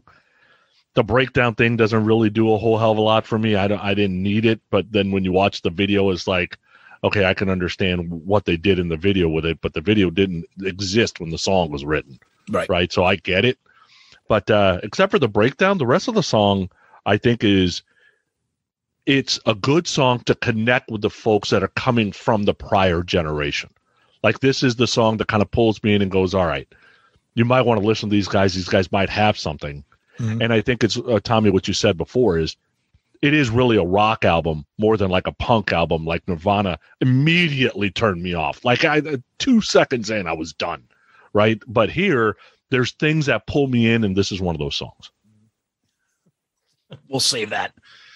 Yeah, Even Flow. This is a song where, again, I kind of take it as like this is not really like a grunge album. It's a guitar heavy rock album. I love the riff of the song. I love the vibe, and it's got kind of a groove. I'm a fan of the chorus, but I can see where you are with the verses. The only thing I like about the breakdown, I think the breakdown is cool because I like how everything kind of really simmers down. Everything kind of gets quiet. And then eventually it slowly builds back in, and then it kicks right back into the chorus of Even Flow. I mean, there's a reason why this song is kind of famous for the band, and why when people talk about Pearl Jam, they know this song. It's very catchy. It's hooky for Pearl Jam. It's relatively melodic. And I think it's a standout track for a reason. Even Flow. The music was Stone Gossard. Mm-hmm. It's the second single. It went up to number 3 for mainstream rock. Rolling Stone has his 77th greatest guitar song. VH1 had it number 30, 100th greatest hard rock song. And it's the 5th most played song of the decade. I have a feeling I know what number 1 is. Guitars is what I put. Oh, yeah. Again, the rhythm and the melody and the Joycey vocals. Oh, yeah. Is fantastic. The wording, then I can't even, again, how do you describe it? He says one word. These are like grunge things. You hear it on Alice in Chains. Nirvana does it too. He says a word and then rambles a sentence. Says a word and rambles a sentence. Like the word is a line. Not like you don't find that on stuff in most other albums or music, that he can stretch a syllable out to be like a whole line in this whole paragraph. It is so fucking addicting. And then like all that shit. It fucking thick. So I don't know what he's saying when I first heard this, but I'm like, I like the rhythm. I like his voice. I like what he's doing. The second, Sonny already brought it up. Like the second stanza, when he starts, all of a sudden now everything he says, McCready's filling it up with a guitar fill. It's fucking awesome. Yep. He is, Mike's guitar fills are fucking awesome. And then actually you hear, because when I actually looked it up, because I didn't realize this, there's a little bit of a part where he says, fuck it up before the solo. Yep. Now, Jeff Ament says that the band never nailed this take. Whatever's on the album, I know there's different versions of this on other stuff. He said they did like 50 to 70 takes, I guess Mike McCready said. The alternative take, which is the video. Yes. The drummer that eventually joins the band for many years, David Bruzy, right? Mm-hmm. In 92, recorded this song when they did like the single stuff. They did the live version when they did the 2 songs for singles as well. So it wasn't on the 10 session, but anyways, it's a funky guitar riff by Stone, and McCready I shouldn't say blames, but he says that it was kind of a ripoff of him trying to do Stevie Ray Vaughan. And he says that a couple times. Mm-hmm. And I can kind of pick up where he's saying that tone and stuff that he has going on. The song's inspired by a homeless vet that Eddie knew, that was named Eddie and was later found dead. And this is the song that I first got me into Pearl Jam. The video and hearing it at the party in the summer of 92. This is what really blew up Pearl Jam for me. Yeah, I'm going to those guitar fills. Sorry. Sorry. Nope, go ahead, Sonny. So those guitar fills, on the second verse, right? I'm like, I noticed it. I'm like, wait a second, let me go back and listen to the first verse to see if they were there. And I thought it was ultra cool that it wasn't there. I'm like, oh man, I must have missed those. How did I miss those? Because I don't usually miss those kind of earworms. And it was almost as if I kind of, conjured up in my head, like Mike's like, oh, wait, take 43. Hold on, I got an idea. And I'm gonna save my comments for McCready until we get to the next song. But you're right. The version of Even Flow, when I mentioned earlier about the Redux double vinyl with the whole album is remixed and reproduced, or whatever word you want to use, by Brendan O'Brien. This is one song that's very different. If you kind of have an ear for that, where the version that's on this album compared to the version that's used in the video and on the Brendan O'Brien remix, there's a bunch of little different things on that.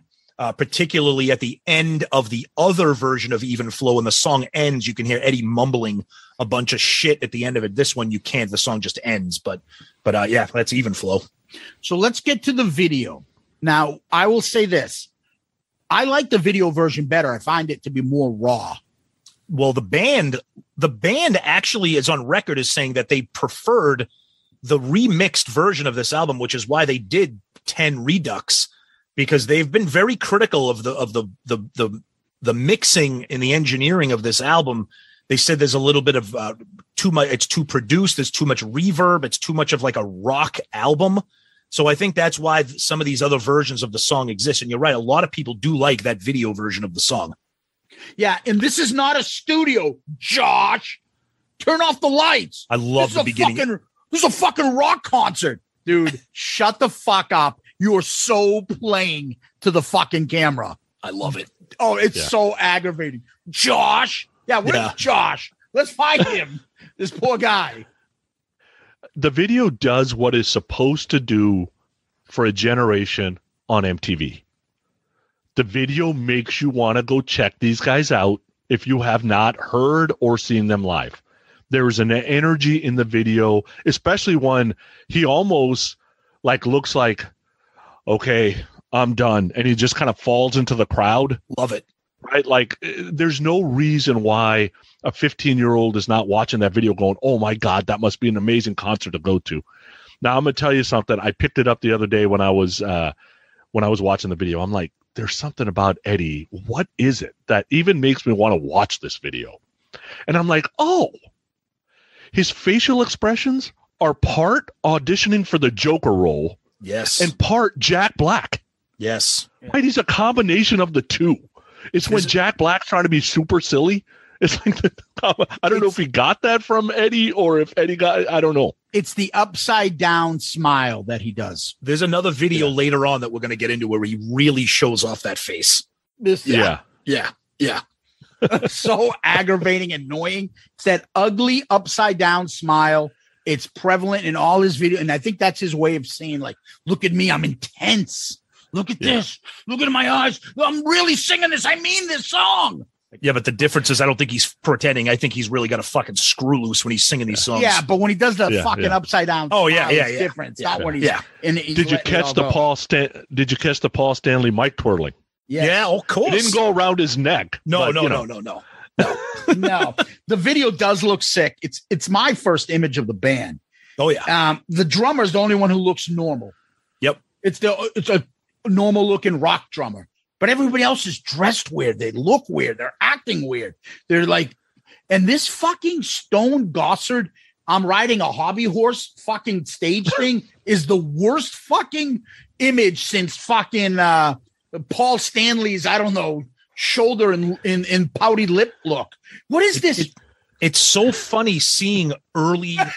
It's so funny. It's so funny to see early grunge bands performing because they dress different and they behave differently than what grunge became to be in the mid 90s. Like you could see this band looks fucking so weird and their movements are so weird and odd. They're uncomfortable. Yes. McCready looks fine. He does. Fucking God, he always does it. It's a fucking hobby horse thing. Yeah, like he doesn't know what to do, and he's jumping up. Yeah, it looks silly. And later on, like one of my favorite things of Pearl Jam is a DVD called Touring Band. I used to watch it religiously. And it came out like after the first 5 albums. And there's like different concerts and different shows and stuff. And when Stone Gossard cuts his hair, I'm like, that's Murph. He looks like Murph in a rock band. Like the soccer. Who put the soccer dad? I literally expect Stone Gossard the next concert to have fucking flip-flops and black sandals. It's Murph and his glasses, and he's like, "Hey, is this how you rock, Tom? Why are we making fun of Murph? Right? Why are we making fun of Murph? Why we making fun of him? Because it's easy and it's fun. Yeah, exactly. Because hey guys, because Stone Gossard is Murph. That's wow. That's an awful rocking look, dude. Oh, I know. It's terrible. I know. But this stuff is, I want to add, much more raw. It's like my favorite image of the band, because this is how you picture them, and they're doing shit their way. They're not fucking copying trends. But Eddie's doing that. The other thing that he does is that annoying Ace-like hand gestures when he's talking about when he's pushing butterflies. Where yeah. Yep. He's got that hand like pushing something. Like, dude, settle down. We get it. You know, like you're pushing butterflies. Ooh. Yep. And I mean, I just think the last thing that you said, Sonny, when Eddie does the climbing shit, he loves to climb shit in videos, which he stole from Cornell, but he loves to climb shit in video, and he does that fall. All I can think of is 1996 Bob Dole. Oh. And then everybody went out of the way. Yep. That was the thing about nobody helped the poor guy. Yeah, everybody stepped away. And I see Eddie jumping back, and all these kids are like, yeah. But poor Bob Dole, the World War II veteran and hero, fucking tries to shake a hand and goes, ah. Just went down to like a chopped tree. Just woo.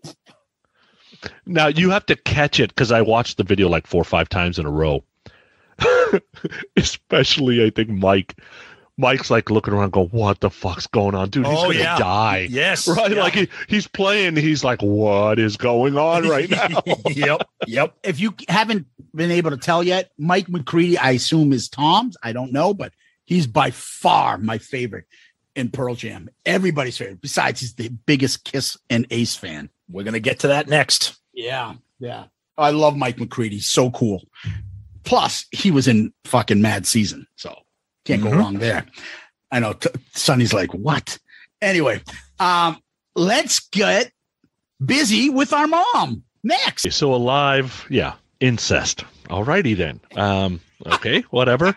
I will tell you, this is a well-written song. This song, to me, should have opened up the album. So if I was a record producer or at Sony trying to connect Pearl Jam to the 80s guys, I would have opened with this so it didn't accidentally get chucked out the window when people heard once, but that's just my personal opinion.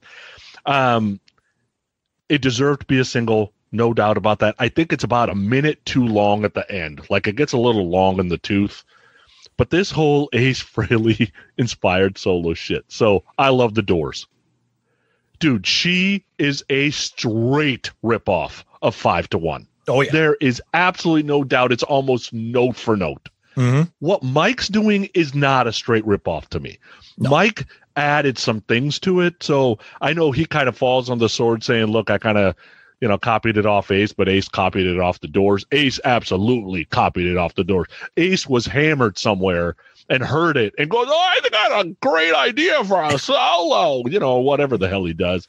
But it's a great song. I just think it's just a little too long at the end, but deserved to be a single. One of the all-time greatest riffs, choruses, solos.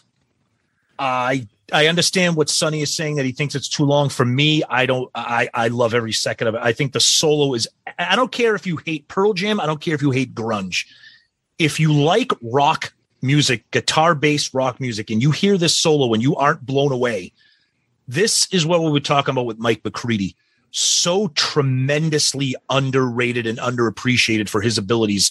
One thing, Sonny's not even a Pearl Jam fan, and what he's been mentioning in each of these songs is Mike McCready is carrying these songs, whether it's the solos, the riffs, his little licks and fills that he's doing at the end of each line. he is a fucking superstar on this album. It is insane what he is doing at the end of this song and how it just keeps going and going and going. And it just builds and builds. Now, that being said, the verses, yeah, we talk about it before. It is part of that Mama San trilogy. It's about a guy who realized that the guy that he thought was his dad was not, and that his dad actually died.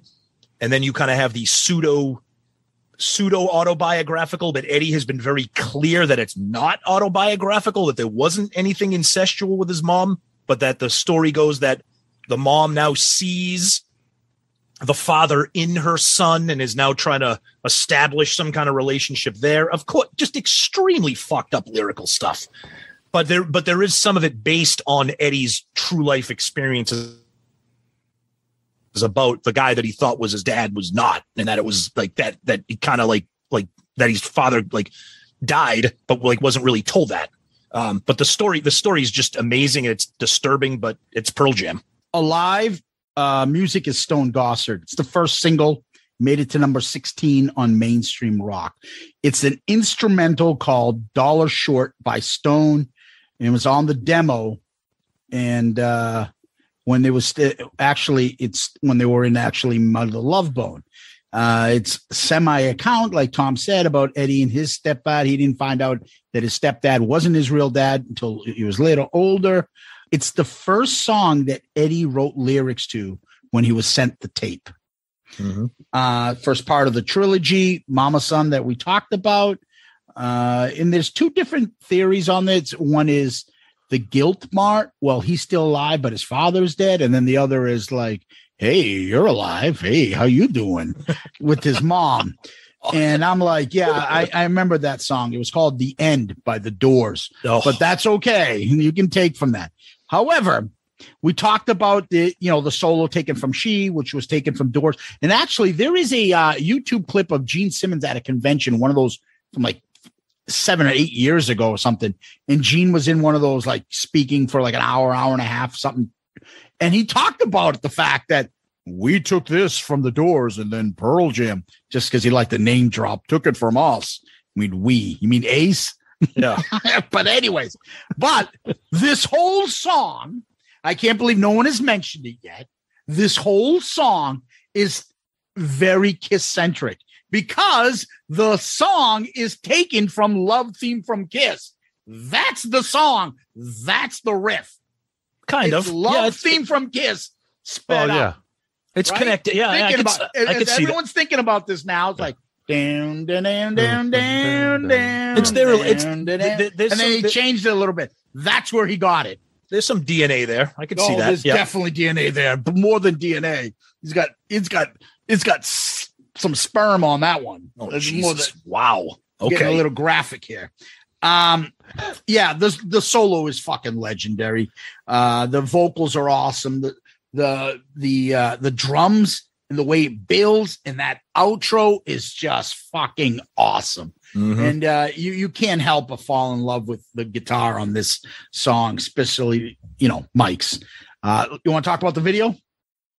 Just go for it. Yeah. Black and white, another live performances. And again, fucking Stone doing the hobby horse Murph dance. It's fucking aggravating. This one has the drummer Matt Chamberlain in it. God, this band had so many friggin' drummers. It's impossible to keep track of. Dave was on the last one on Even Flow, and none of them played on this album. Yep. Which it's one of those things that we always kind of forget to kind of talk about. So you want to say who's in Pearl Jam and who played on this album? Well, the album says it was Dave Krusen, but then it was Dave Abruzzi, and then you had Matt Chamberlain in the video. It was Krusen that played on this whole album. Correct. He's on this whole album. Yep. But then there is some extended takes and stuff. As soon as this album came out, he was all on crack or whatever the fuck. He had some problems. He had to walk away. They couldn't keep up with him, so he had to fucking leave. Anyway, getting back to the video, Eddie with his upside down fucking smile. Crowd goes insane towards the end. Eddie climbing again and being upside down, a la Chris Cornell. It's another performance video, but all these performance videos, when you're watching it, you're right, Sonny. You're like, what the fuck? Whatever they got is fucking, these people in the audience are going nuts. I need to hear it. I need to see what's going on with these guys. It's very addictive. Yep. And Vedder comes off as a great frontman. I've never seen Pearl Jam live, but just from the videos, he's just absolutely crazy. But it was this video where I noticed, I'm like, Mike, you kind of got the Richie Sambora costume going on there, buddy. Yep.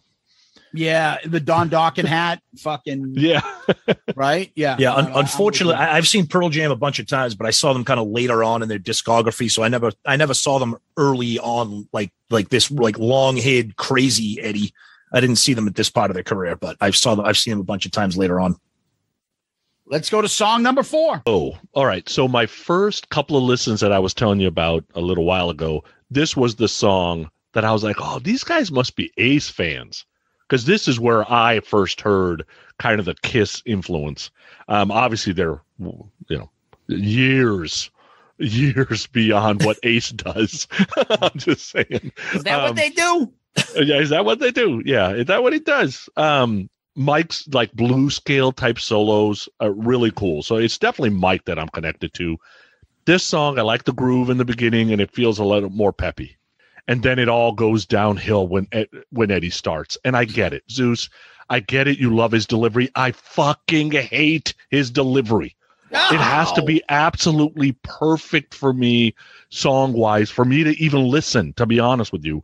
And then I started thinking, I was really pissed when I was listening to this song the other day. I'm like, when are you supposed to fucking listen to this music? You can't listen to it when you're driving because you drive off a cliff. You can't listen to it when you're about to do your woman because she'll push you off. So you're basically in leaving Las Vegas vodka drown, or you're in a drug binge, or in a room crying by yourself, or you're on the Golden Gate Bridge about to jump. Like, you got no choices on when you're supposed to listen to this shit. You are putting way too much time and energy into the lyrical content of these songs rather than the musical content. It's the feel too, dude. It's not just the lyrical content. Okay. Well, I'll jump in here then. So are you done bashing one of my favorite songs on the album, or do you want to keep going? Yeah, absolutely. No, unless you want me to keep going. Keep going. Because why should you go home? To go listen to better music. That's why you should go home. Here we go. Here it comes. I knew this was going to happen. That's okay. Let's all remember that Sonny picked Poison for his last pick, so that's okay. Look, I understand what Sonny's saying with the lyrics, but these songs, there's so much more than just listening to the lyrics. Like the music is a straight up rock song. The chorus, I love the chorus. And I love how the first time the music kind of quiets down and it's kind of like a half chorus. And then later on in the song, you get the full blown chorus with the music. You get a solo that's friggin' off the charts. And you get a story that is pretty much based on a true story about a girl that Eddie knew. Girl was about 13 years old. And the mother was convinced that she was suffering some problems, which she probably was because she's a 13-year-old girl. She was hospitalized for a while and didn't think she belonged there. When you listen to the lyrics, it's really striking about what the story is being told. And there's a cool story here that I heard on a podcast that was talking about Pearl Jam, was that after this album was released, they were performing pretty much the album in its entirety at a club. And I believe the club was in Chicago. And before they played Why Go, Eddie said this next song is dedicated to the person that the song is about. The girl's name is Heather. She was actually in the audience for the performance of the song. And Eddie dedicated it to her after he obviously wrote the song about her. So again, you're dealing with really dark lyrics, but that are based in reality, based on Eddie's life experiences. Whether that makes it easier or more difficult to hear the songs is up to you. But musically, I think the difference between an album like Alice in Chains, where the lyrics and the music make you want to jump off the bridge. Now, when I love Alice in Chains, I think you're hearing dark lyrics, serious lyrics, but built around songs that are kind of hooky and melodic and catchy. Whereas some of the stuff that's in Alice in Chains, again, which I love, or even Soundgarden, the music is just as dark and disturbing as the lyrics. Why Go? The music is Jeff Ament. Mm-hmm. So this is a little bit of a change. A couple of things. That lady Heather in the crowd must have been, thanks, fucking Eddie. Now everyone knows I'm an institution. Thanks, buddy. Appreciate it. He didn't use her name. He just said this song is written about a and girl. she's in the audience, and she's right fucking there. Hey, yeah. Her friends are like, "You were no fucking institution." I'm pretty sure probably everybody knew. Regardless, I don't agree with you at all about that Alice in Chains. It's the opposite. Alice in Chains constantly says our lyrics may be dark, but our music and the way we perform it, they always say that is more uplifting. It's not. Have you ever? Then you haven't listened to Dirt in a while. Talk about. Of course I have, but I'm saying they specifically say the opposite of that. They say that you've listened to the music in Angry Chair, Rain When I Die, Down on a Hole, Junkhead. And they say they perform those things not in a negative and gloomy way, that they produce. And I agree with Zeus. It's the delivery and the vocal tone that makes it a little more listenable, without having to be on the Golden Gate All Bridge. I'm saying is AIC says this specifically, that we get deemed all the time for this, but we think our songs are uplifting, even though the lyrics may be dark. They're not. It doesn't matter. I love Alice in Chains, but they're not. But go ahead. We just disagree on that. Okay. That's fine. The song is obviously about mental illness. Girl asking, why should I go back to you when you put me in here? To her mom. There's the other part where what you taught me put me here, don't come visit. The lyrics are really fucking dark. The drum and bass intro, this makes me think this is why this album gets deemed grunge. This is about as grungy as it gets with these guys. The guitars are a little bit grungy on there. Yeah. Second time I've heard the word fuck by some stupid fuck, and mommy agrees. So you'll find that the word fuck comes up a lot in this album. Lyrics are intense. This is not leather boys with electric toys. That's not. No, dude, that's good shit. Pretty Boy Floyd is awesome. Here we go. Here it comes. And I find this stuff to be kind of humorous. The difference in Sonny take, Tom's take. I'm obviously aligned with Tom on this stuff, but you can tell. I will tell you guys right now, the feedback is going to be 50-50. We're going to get exactly what Sonny says. I think the feedback's going to be worse. I think it's going to be 25-75 on Sonny's side. Meaning 75 for Sonny's side. Yeah. That's what I mean. Yes. Yeah. I think it's going to be exactly what Sonny, and I just call it hateration. That's all it is. Of course. Hateration. Yeah, go put on your Lizzie Borden albums. We're going to enjoy one of the greatest records ever made. That's not him. That's somebody else. That's BC. That's all right. But I like Why Go. I will tell you this. When we talked about doing this album, I was like, oh, this and some other song that we'll get into. I'm like, oh, those are the worst songs on the album. I know that's easy. I'll put those last. But as you listen and then you put the lyrics on and you listen, it grew on me. It grew on me. And I don't even have to listen to this album. No. I know this album. I listened to it a million times in college. It was on the 5-disc change player. Okay. I've listened to it. My daughter knows this album now because she heard it a million times driving her to school this, the past month or so. I didn't need to, but still I found something new, and I found a new appreciation for the song because of the lyrics. Mm-hmm. So let's go to the next. Black. Okay. I am a sucker for a song that's about losing a true love because, reality is, all of us have been in love with somebody. It's hard. It is hard to be in love with somebody. I love Nicole. Nicole, it must be a pain in the ass to love me back. Like that. I get it. She does? Yeah, she does. Is that what she does? I'll tell you, here's where Eddie can sell the song. There is not another person I can think of all the singers I know, that would do this song the way he did it.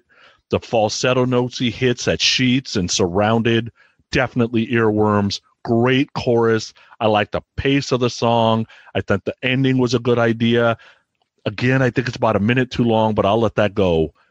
And I even like it that Eddie was against releasing this as a single, which showed they actually had a little bit of power, which is unique for a new band. Really well-written song, and I hate to admit it, I've been humming this fucking song for the last month. Yes. I'll wake up and somehow this song is in my head. Mm-hmm. It's just really, really well-written, and this is where I can handle this Eddie. This fits Eddie. I can listen to this over and over. Wow, that's nice to hear. Yeah, because the song is absolutely a spectacular ballad. There's a reason why this is a go-to, one of the most famous songs by the band and of the era. Just beautifully written, beautifully sung. It's got a fantastic outro that one of the engineers actually cut it short. And Eddie was like, "Whoa, what do you do? Why'd you do that?" And the guy was like, "Okay, I'll put it back." Because even he agreed with you, Sonny. He thought it was too long, and he cut it. And when the band heard it, Eddie's like, "No, that's the point. I want it to be long and drawn out and have just an emotional ending to it." I also think it's cool too that the one of the engineers said that the sounds, those opening sounds at the beginning of the song, are kind of made you to hear that it sounds like they're coming out of like a radio. So if you listen to those opening notes, they're kind of like distorted. They're not as crisp as you would think they would be. And then the bass kicks in, and then the song kind of proper begins. Just a fantastic song. I love it. Yeah, it's overplayed to shit. Believe me, it is. But when you take the time to listen to it, it's a fantastic song, and Eddie shines vocally on it. Black. The music is Stone Gossard. It went to number 3 on Mainstream Rock. Rick Parashar, the producer, does the piano and Hammond organ on this. This was voted the number 9th best ballad by Rolling Stone in 2011. Wow. And Sonny, if this didn't get out of your head, then that shit stays with you. Anyways, this was on the Stone demo. It was originally called E-Ballad. Eddie wrote this after mailing the tape back on the way to Seattle. Again, Mike says he was trying to copy a little bit of Stevie Ray Vaughan. Eddie says about relationships and letting go. And then there's that unique phrasing again, the way he does it. I just love this part of the song. And you talk about earworms, how quick the sun can drop away. Oh my God. That's it's a unique way of singing. It's a little bit one of those things that you think of anytime I could think of this song. That's the part that really sticks out to me. It's a beautiful song. Over the years, it's lost its luster for me because it's been so fatigued for me, that is. And I feel like Eddie's being a little pretentious. It just, I don't know. Sometimes Eddie gets to me. And there are other times where I feel that he's being sincere and really into it and things like that. And then maybe it's when he gets into the love stuff, but it's still an incredible song. It's just a matter of fatigue overall. A lot of these songs fatigue for me, but they're still fucking incredible. So let's go and do some school shooting. Jeremy, I really fight myself on this song. Okay, I will tell you, I have liked the song from day one. Great lyrics, great story. People talk about the Hot for Teacher video in the 80s. This is probably one of the videos in the 90s. There's no doubt about that. The pain of, the lyrical idea, Eddie's absolutely selling it. The octave jumps in the melody, love it. The whoa, whoa, whoa with the drum accents absolutely work. The ah thing at the end absolutely works. So I'm all in. The part that I absolutely hate in this song is that I cannot fucking handle that. It pisses me off every time he gets to it. And I'm just like, God, is there any mix of this that does not have that stupid woo-woo thing in it? So that way I can listen to the song and really love it. It's the one thing I hate about the song besides that. Absolutely great song. Yeah, it's surprising that a song, you talk about lyrical content. It's surprising that this song became a standout track, a single, the first proper, official, real, professionally directed non-performance video. The topic is insanely horrible. Eddie claims that it's based on 2 separate stories, one that he was personally involved in, but it's more famously known for the story of a 15-year-old boy named Jeremy Wade Dell from Texas, who shot himself in front of his teacher in his class of 30 students back in early 91. Just a horrific story, and you watch the video, and we'll talk about the video, but just one of the most troubling tracks on the album. Musically, they sell it. It's not one of my favorite songs. I don't know if that's because it's been beaten into the ground, probably more so than any others. I like the song, but it's a difficult song to listen to when you realize that the lyrical content is based on a true story of a teenager who did what he did. Jeremy was the music is Jeff Ament. There's a lot of fucking superlative things, interesting stuff about this. It's the third single. It went to number 5 on Mainstream Rock. I think it went to number 79 in 1995 on Billboard. Walter Gray played the cello. Rick Parashar played the Hammond organ and percussion. 19th greatest video by MTV. Number 36 for video for Rolling Stone. Number 48 pop song since the Beatles by Rolling Stone. I didn't know that was a thing. Wow. Number 32 best song of 25 years of the last 25 years by VH1. Number 11 songs of the 90s by VH1, and video of the year 1993. I love that beginning intro bass, like that little haunting noise, and then and then they get right into the lyrics, and amazing. The lyrics again, here we go. Seamless, harmless little fuck. And why is the kid biting the recessed lady's breast? I never understood that. That is such a fucking odd lyric. I have no idea what would make, of all the things that a crazy teenager would do, that's what you're going to do. I don't get it. And he hit him with the surprise left, Tom. Yes. Did you know my that? My jaw left hurting. That's almost like, boy, it's getting hot.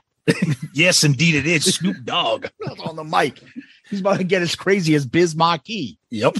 Anyway, before we go down that road, the solo, what solo? There is no solo. Yeah. Right? Yep. And then, it ends with the strange noises, the haunting noisings. You mentioned the story about the poor kid that did this. And this is the fucking part that always, remember, we didn't have MTV when we were in college, when we lived at the dorms. There was no cable. Videos and shit were not big to me. I didn't get caught up on videos like I did with all the Docking, the Bon Jovis, the Motley Crue videos, because now we're in college. And when we're in college, we don't have cable in our dorms where we live. Mm-hmm. So we didn't really get to see them. And then when I'd come home, I didn't really get to see the pickup of how big these things translated. I didn't realize how big of a video Jeremy was. I just knew there was a video, and I always assumed, I saw parts of it. I always thought it was the kid blew up fucking classmates, because let's get to this video. There's 2 cuts of it.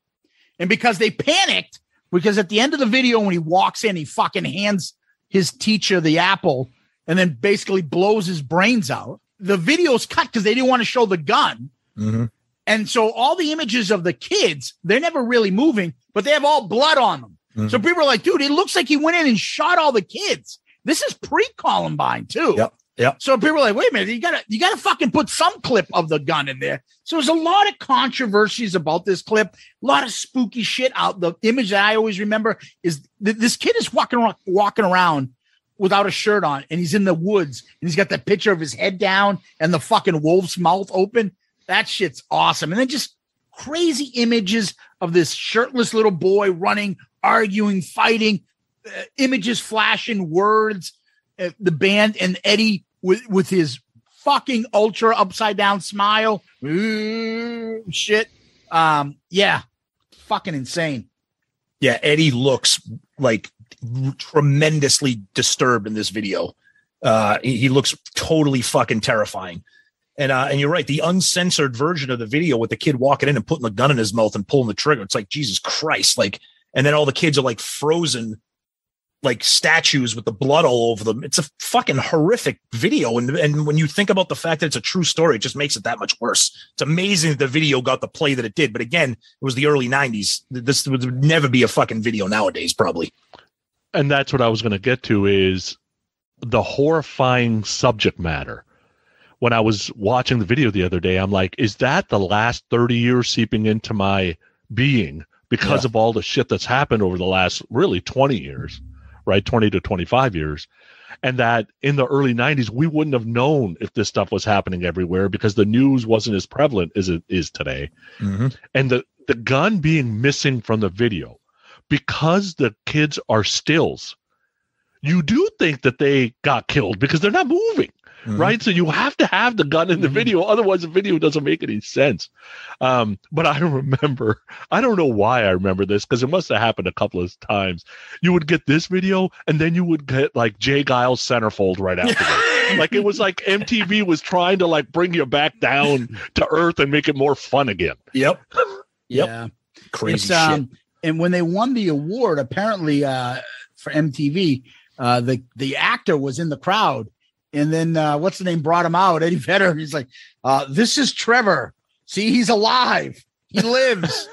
And then apparently that actor fucking ends up drowning, I saw in 2016 at the age of 36. Like, oh my God, this whole Jesus fucking Christ. shit is all fucking haunted. But if you think about it as, you know, and I don't want to get too deep, it's fucking brutal to imagine what one kid feels that he has all this, like no one's listening to him. His classmates ignore him. The school just ignores him. His parents are ignoring him. You know, they're fighting. They're doing their shit. And he, like, in order for him to do it, he doesn't go and hurt other kids, but he wants to show them their pain. And he does this. And when you think that this happened in real life, you're like, oh my God, what must those parents feel like? That somebody, you know, anytime you hear about kids and suicide, it's always one of those things that it just tears at you. Never want to make anybody feel, especially kids, that, you know, this is the way out. And unfortunately, with bullying and stupid shit, this is what ends up happening. Now, like we make fun of everybody on our show, but at least they're adults. But like that is heartbreaking, and it makes you think. And maybe makes you kind of want to reach out and help kids and get involved and lift people up. And that's about as deep as I'm going to get. But this stuff is really, I think this is the saddest thing of hearing of a kid that gets to the point where he's like, you know what? You guys need to see my pain. No one can see it. Here it is. Watch this. Yeah. And I think, and you're right. I think the thing that is so shocking is, you know, again, we'll move on to the next song, but I just, you know, you hear about school shootings and how horrific and tragic and disgusting and sad they are. But like you said, this kid decided to bring a gun to school and kill himself in front of his class, not do what most of these other kids do, the Columbine kids do, and take out their anger on all the people that have wronged them. He did it to himself and decided to do it in front of them. Just fucking horrific, horrific. Which is another thing, which unfortunately started coming afterwards in 99 in the Columbine. Correct. And then you get into the political about white angst and all these kids and they're all drugs and kids and stuff. It's a whole fucking different subject, you know. Yep. But this all comes from this song, Jeremy, by Pearl Jam, and this kind of discussion. We're not getting this discussion when we did Play Dirty from Poison. Well, they were talking, they were advocating violence while playing pool. They were talking about dirty games. Down at fucking Jimmy's Bar and Grill. I mean, that's just as violent. Yeah, it's about as thought-provoking as Play Dirty. Exactly. Number one bad boy. They play dirty. Yeah, I mean, come on, it's the same kind of thing. All right, that's at least we could segue away from the series. Yeah. So you can always rely on Poison to bring you back. All right, let's go swimming in the ocean. So, in my opinion, after two great songs, Black and Jeremy, you get Oceans, right? So let me start with all the things I like about this song. I like that it starts right away. No intro. That's it. Besides that, this song is in the running of the worst song in recorded fucking history. Here it goes. This is so bad. It is so bad, I had to listen to it again to make sure that I really knew how bad it was. This is unbelievably brutal. There is not, except for it starting right away and then ending right away. It's about the only things I liked about this fucking song. Is it you're giving yourself away bad? It's worse. I'm going to tell you that right now. You can find the bottom. No. It is worse. It is worse. All right. So bad. Look, every great album has to have a song that's not great. I will take one thing that I like about this song that Sonny hasn't really mentioned is that it's short. Because it's not a great song. It's very unique and it's very different from the rest of the album. And to me, this is a sneak peek at some of what you see down the road from Pearl Jam. Experimental music, working with different sounds, different kind of organizations of the song itself. It's unique. It's not straight ahead guitar rock, verse, chorus, verse type stuff. It's a unique and it's an odd song. Which is shocking to me because it's Jeff and Stone's favorite song on the album, which I don't get that at all. And it's funny because Eddie's on record as saying that he wrote the lyrics to this while he was locked out of his rehearsal. He went out to go put money in the parking meter, came back and the friggin' room was locked. So he tried to friggin' write lyrics. Maybe that's why the song's not great, because he was under, not really in a good state of mind to friggin' write it.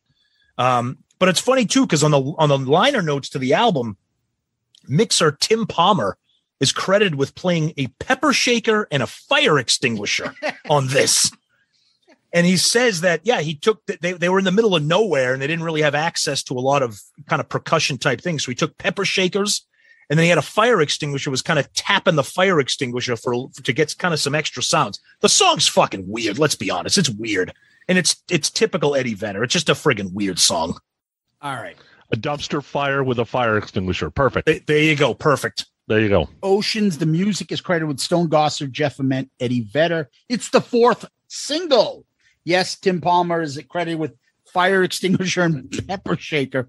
I want to tell some other band someday, hey, I want to join your band. I can play the fire extinguisher and the pepper shaker. I'm credited. Yeah, exactly. You talked about it. Eddie's locked out. He's in the rain while playing. So he took out a piece of paper and started writing the music because all he could hear was the bass. And so from the bass line, that's what he wrote it to.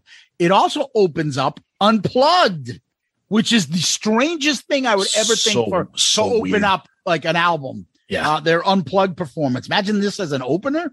Vedder says on Unplugged, a little love song that I wrote about my surfboard. Actually, it's someone named Beth, who hopefully I'll see tomorrow. And that is his ex-wife named Beth. Yep. Liebling, who's a musician. I think the music and the vocals are haunting. It's very Stonehill-ish to me. Mm-hmm. Oh, yeah. I know this from Stonehill. Yeah. And it makes me think of The Fall. And I have some nostalgic to it. There's no solo on this. But I will tell you, this is where Sonny and I disagree. I don't know. And even maybe you, Tom. I like certain songs that have to move me, that have these haunting, weird melodies that pick up for me. Yeah. So Head Down on Soundgarden's Super Unknown, that, Shame in You, which is Alice in Chains. Alice in Chains. That, and you're thinking like, and Oceans. It's a very haunting melody. It's quick and it moves.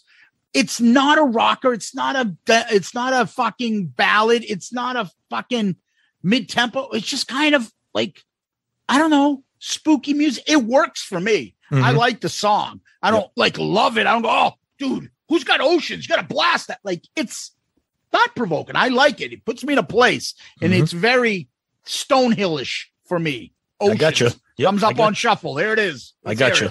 Yep, So, I got you. there is a video for this, and I don't know if you guys caught it. Guess what? It's black and white. Gee, no shit. Yeah. Eddie surfing, people diving, a little couple black and white, like slow clips of the band playing in concert, ocean waves, people on the beach.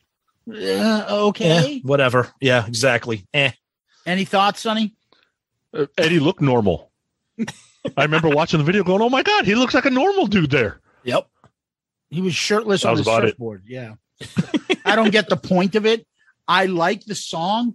There's no way this should have been a fucking single on this album. No way. I know it's not something that would be, for the masses. So now. Oh my God, put Oceans out. We might sell another 1.5 million copies. Yeah. I don't think so.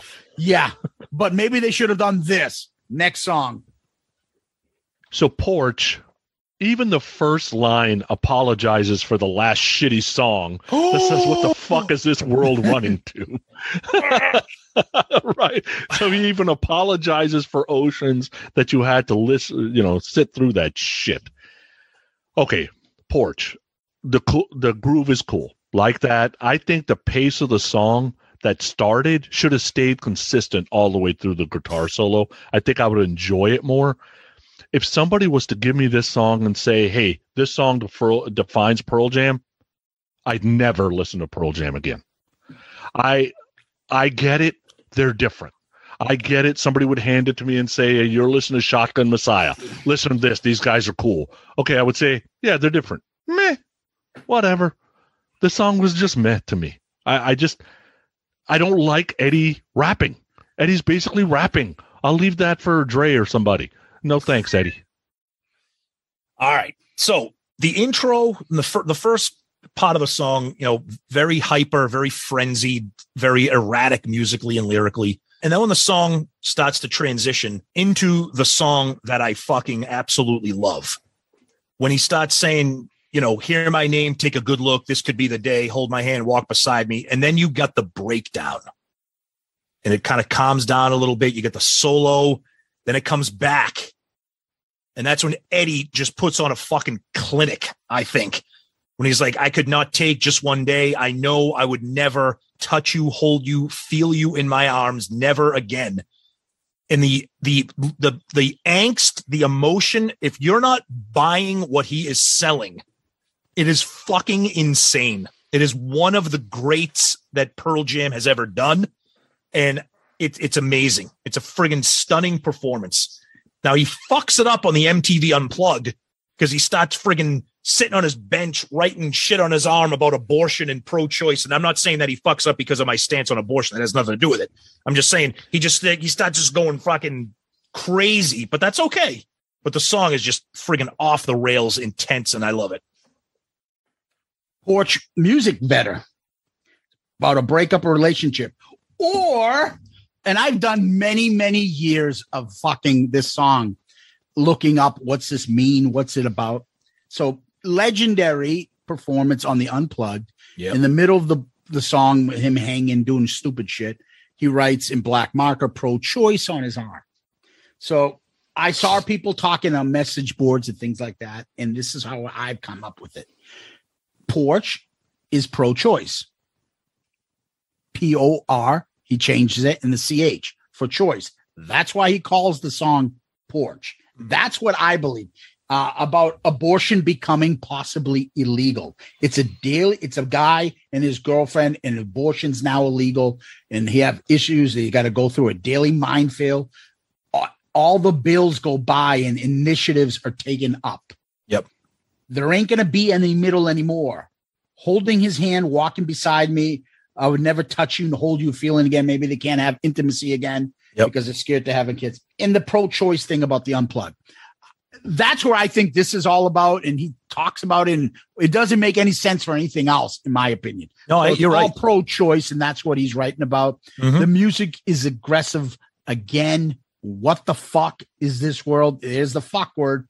There's a kind of noise in the first verse. And it sounds like a car going by. You hear it going. They're like volume swells, I think, right on the guitar. Something. Is that what it is? Yes, something. Yeah. It goes by, and that leads up to when he gets into the big part, when he leads up with his vocal, and he holds that note, and then and it goes into the fucking main musical theme in the music. I love that shit. Those little earworms of that little noise that sounds like it's driving by you. That faster tempo. For years I never knew that he was saying left the porch. I had no idea. Yep. That's why I was Joycey. I had no idea. But this is Eddie going nuts at his best. The little break, Eddie goes up, stage climbs, falls down. We laugh. Sparky the Clown shit, whatever he does during the little break. Yep. The buildup is is the finality is insane. Oh, it's amazing. The drums on it, it's in the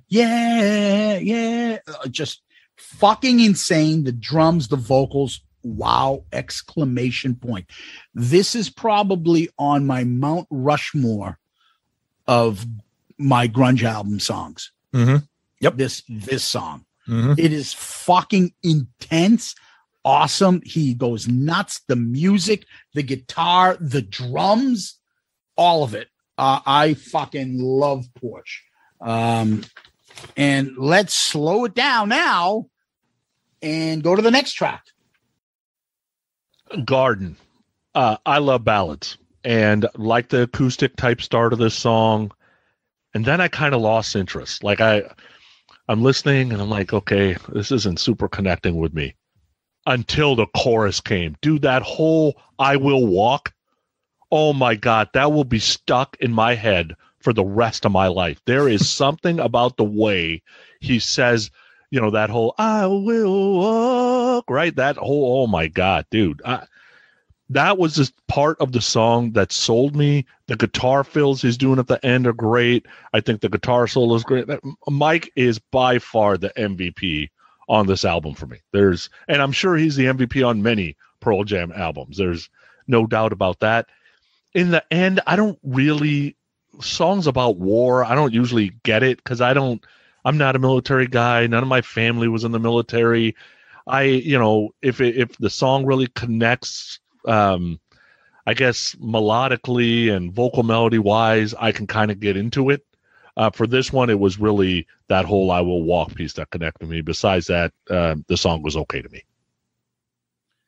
Yeah, a couple of reasons why I think this is a standout track on the album. It's unique. It's not the love song or, you know, the emotional, heart-wrenching song that Black is.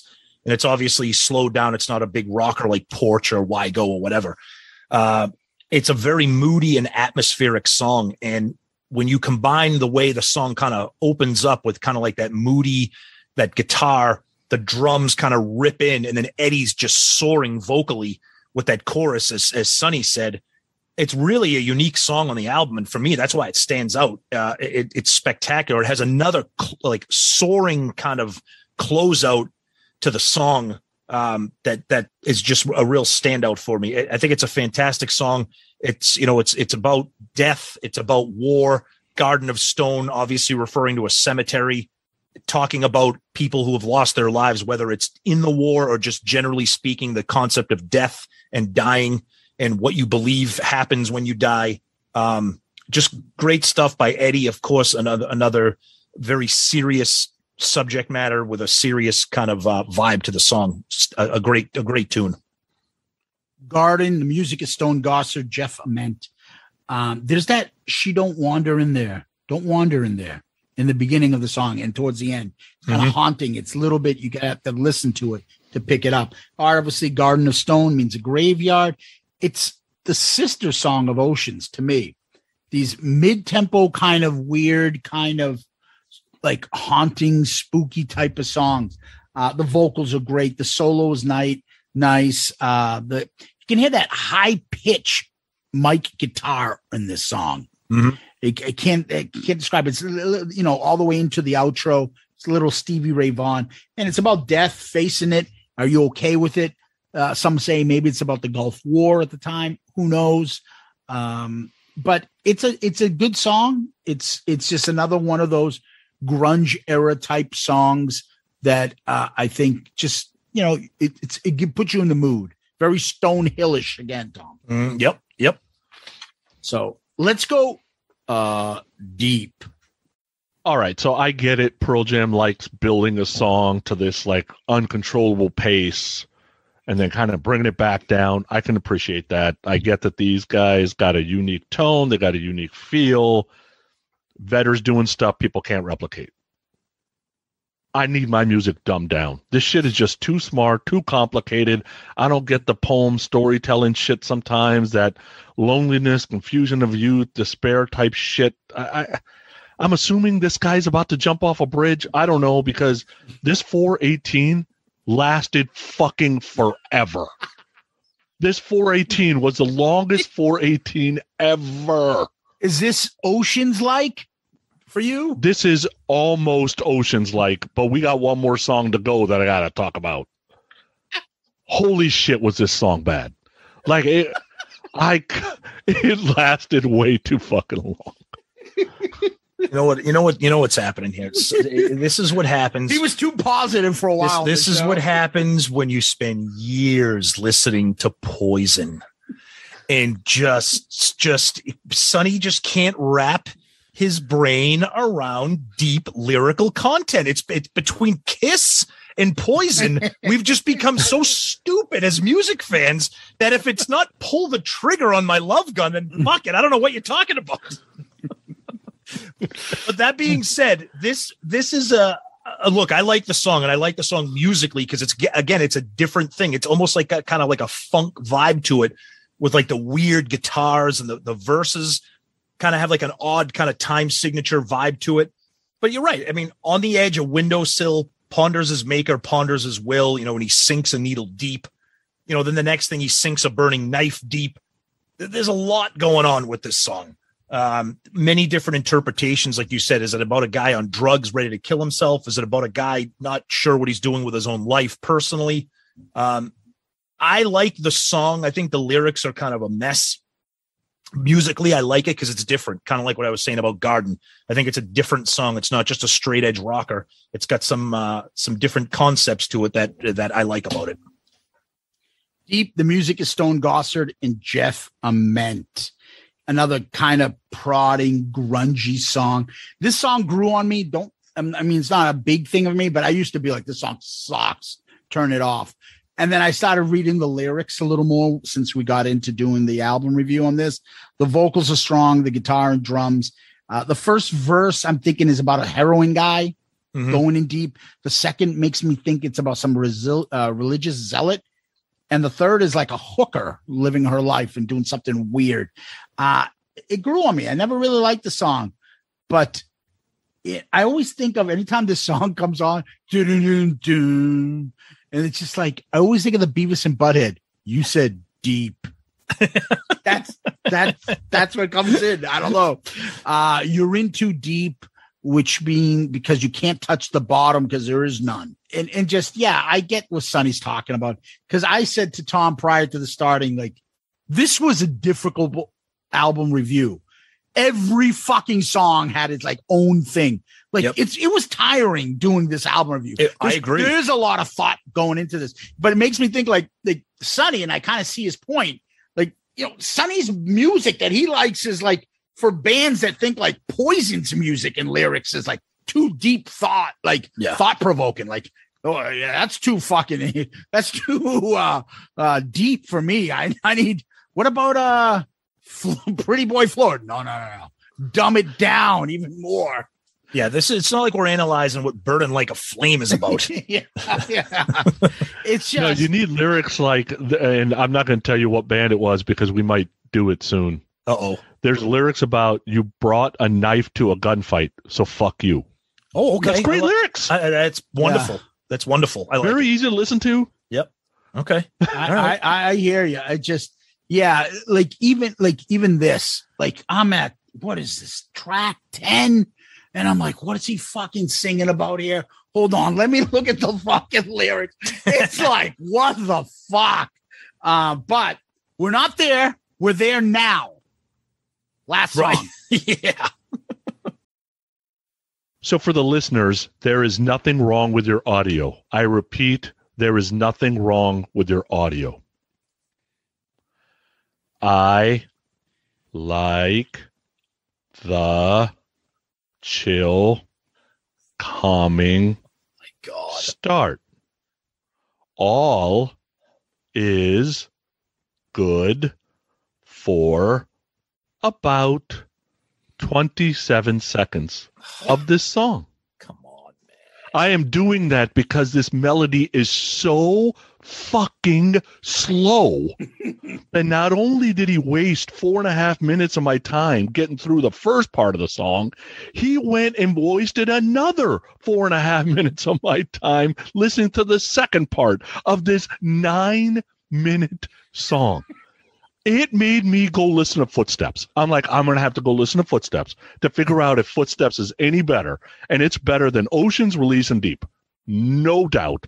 Release absolutely sucks. And it is not worse than Oceans.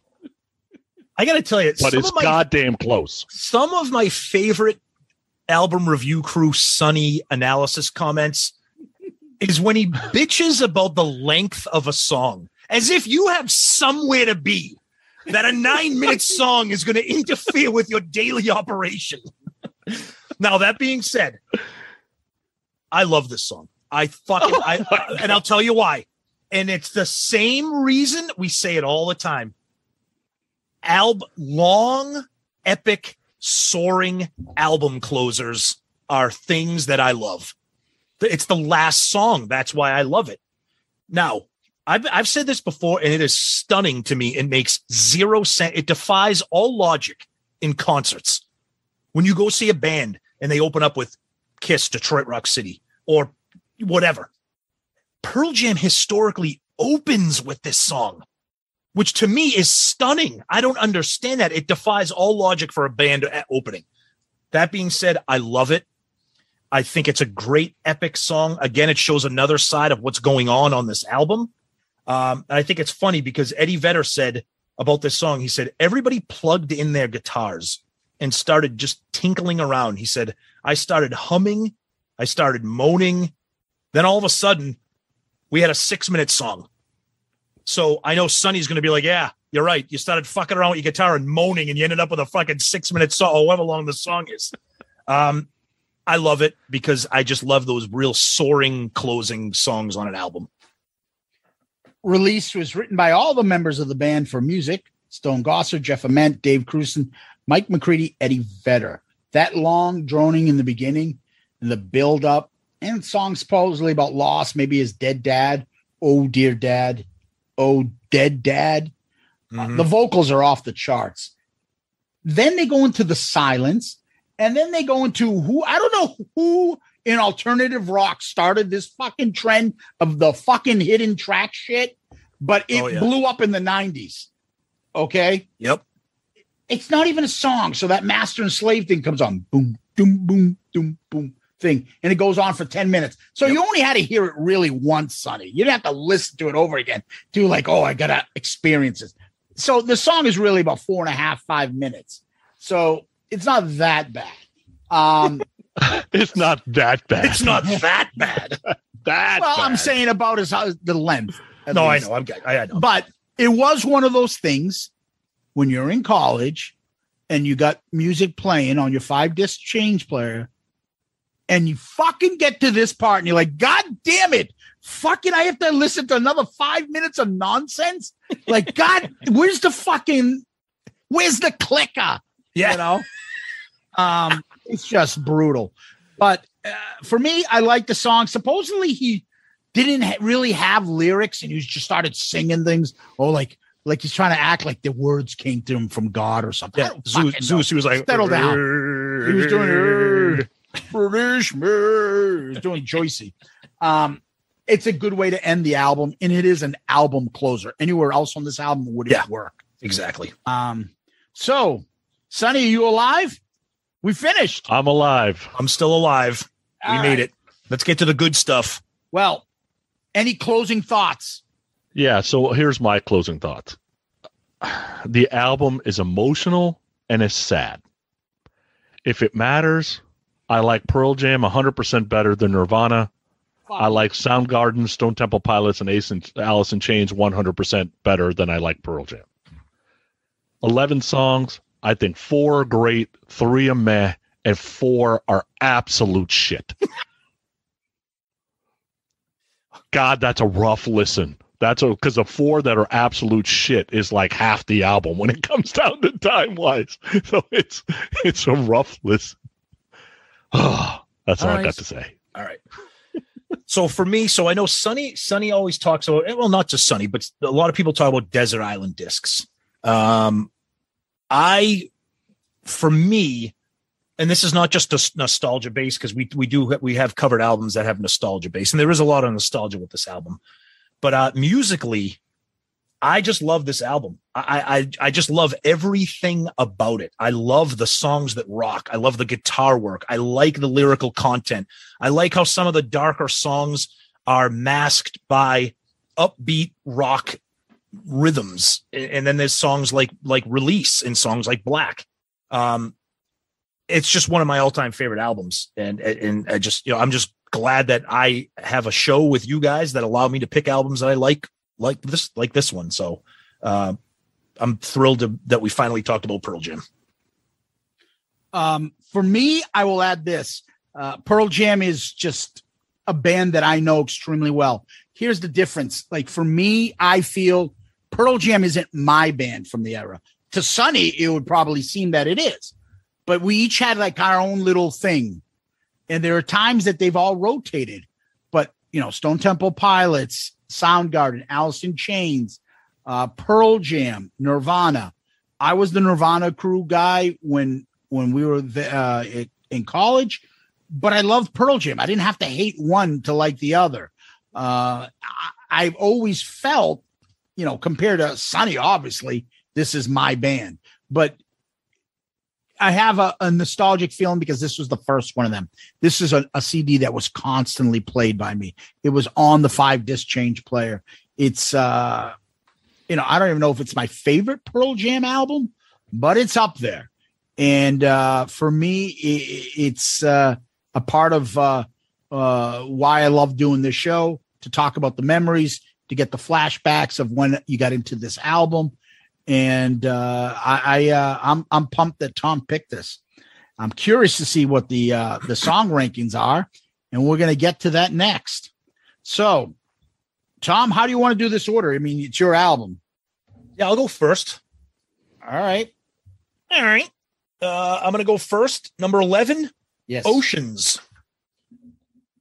Sonny. Number 11. Oceans. By far the worst song we have done in 23 episodes. You're fucking out of your mind. I love you, but you're crazy. He's so insane. Number 11 for me. Deep. Oh, wow. Okay. Now this, I'm going to tell you right now, Oceans was the obvious last track for me. We've said this before about a lot of albums where songs like 4 through 10 for me, or maybe 6 through 10 can be interchangeable. Now my 10th song, it's a great song, but something's got to be number 10, and that's Jeremy. Wow. Okay. Number 10 for me was Release. I would have made it 10.99 if I could. Number 10 for me is Garden. Oh, boy. Number 9 for me, as much as I just said I love the song, Release. Number 9 for me is Deep. 9, Release. You see, we're not that different here because number 8 for me is Deep. Number 8 for me is Once. Hold that gasp. Number 8 for me is Once. All right. Dude, I love this whole album. I have to put something somewhere. Number 7 for, well, you guys might gasp at this. Number 7 for me is Black. Wow. Number 7 for me is Why Go? Why Go? Because it sucks here. That's why go. Oh, boy. Number 7 for me, Why Go? Oh, okay, Zeus and Sonny. Dude, I said the last song previous, I said I love everything on this album. Got to put something somewhere. Number 6 for me, Garden. All right, 6 for me is Porch. Now that's fucking insane. That's offensive.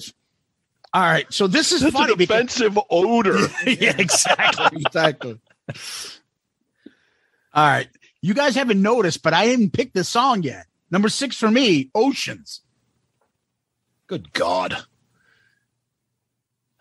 All right, and here come the top 5 slam dunks for me. Number 5, Why Go?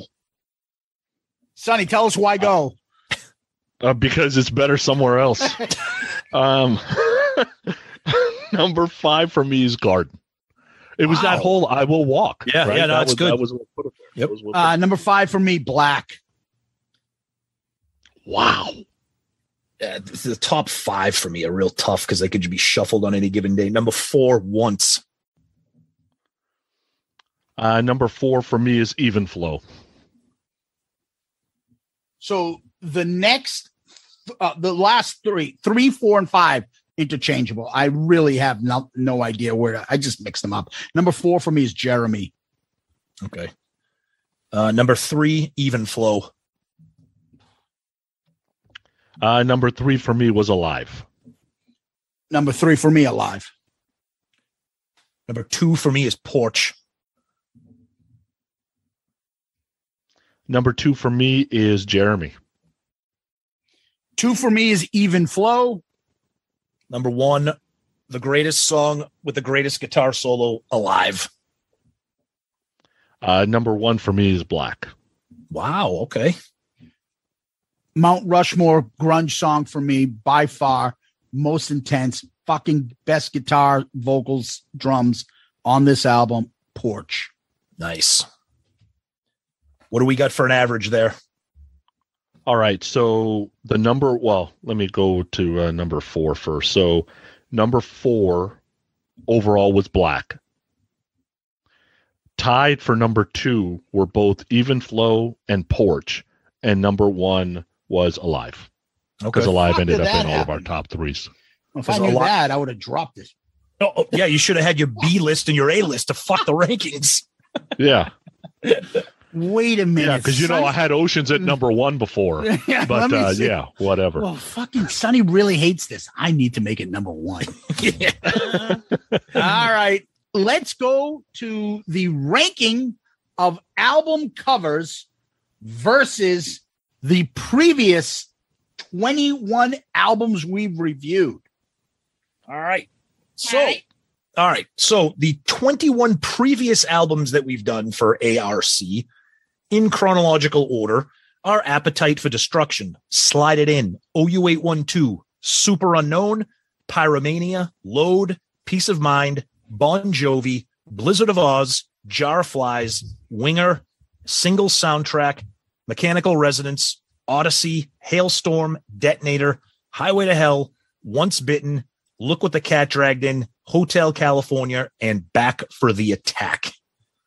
Right now, my album covers at number 1, I have Blizzard of Oz, and at the bottom of that list is Detonator. So for me, I am going to put 10 right at number 6. I got that below Pyromania at number 5 and above The Chick from Once Bitten at number 7. So I got Pearl Jam 10, the album cover at number 6. Sonny? For me, my number 1 album cover was Peace of Mind. My dead last one was Load. I've got 10 basically at number 10 between Tesla's Mechanical Resonance and Hailstorm's self-titled album. I think it's a good cover. Overall, I think it's a cool cover. It's cool. Put it dead center. Yeah. I think that to me, the color is what kind of strikes it. So it's cool. Yeah.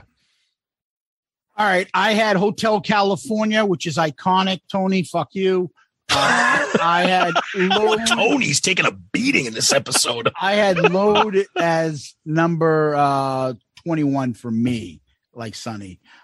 This one is going to fall right underneath Jar of Flies and above Once Bitten. So this one will fall in at number 9 for me. Okay. And it's funny because Once Bitten, I went down that YouTube video rabbit hole and I was watching a little of Rock Me Again. Yeah. I love the ARC. Good God, that chick is so fucking hot. Mm-hmm. And I was trying to find out anything like what she's in now, like what she looks like now. I couldn't see anything. I guess she's not in the industry anymore. But that video, she is like, the cover isn't as hot as she is in the videos. Right.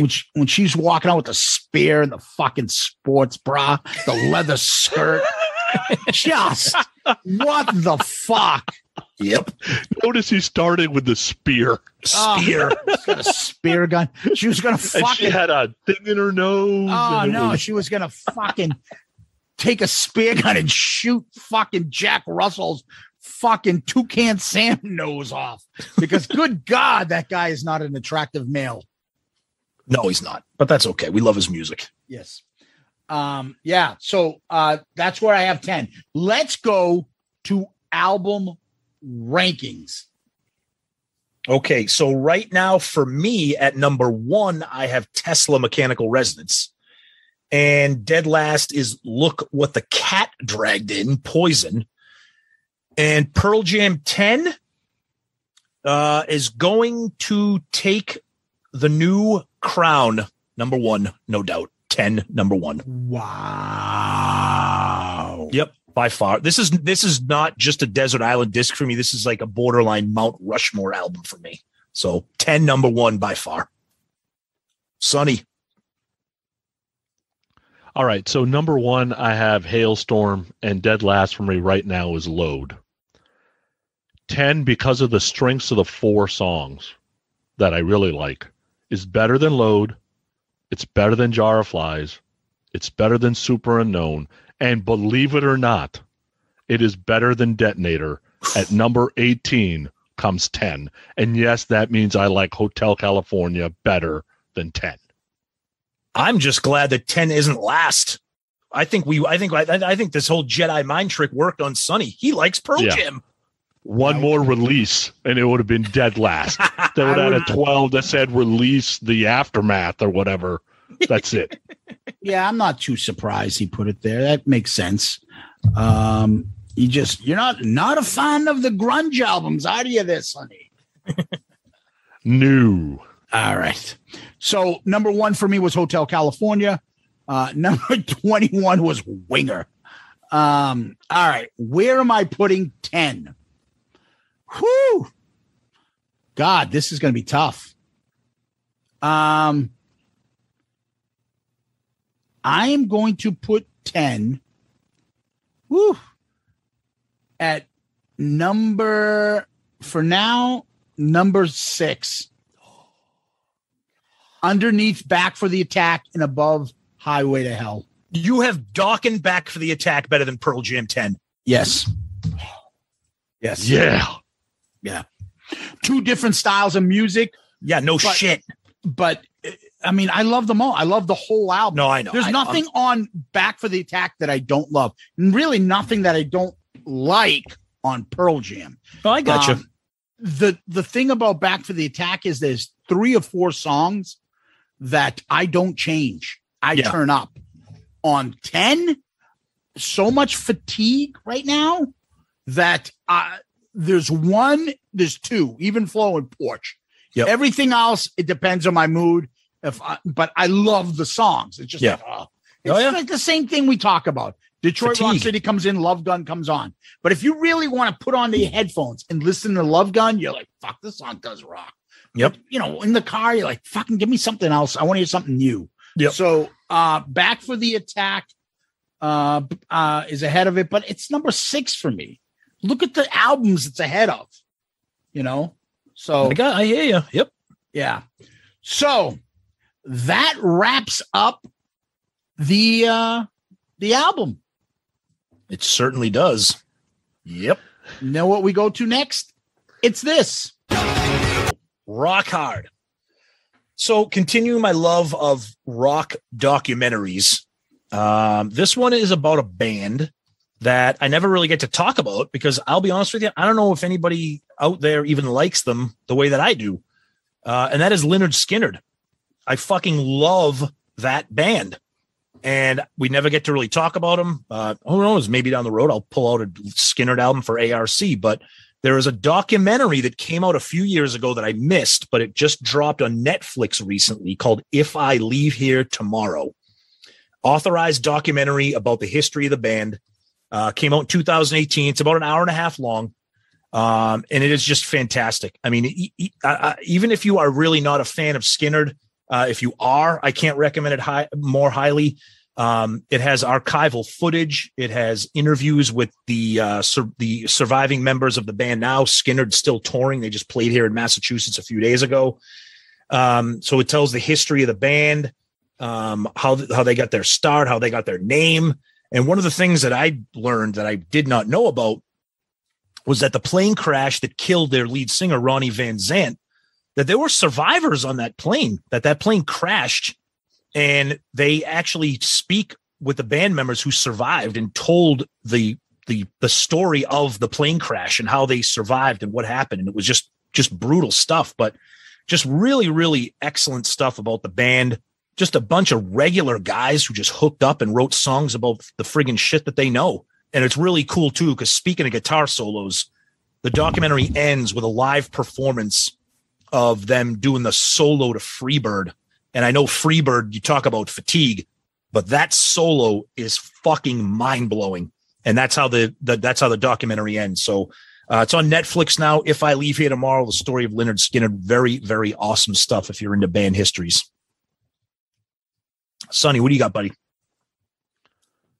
So going to my love of Xfinity, because I got Xfinity here. I love talking into that goddamn remote. You can do whatever you want with that.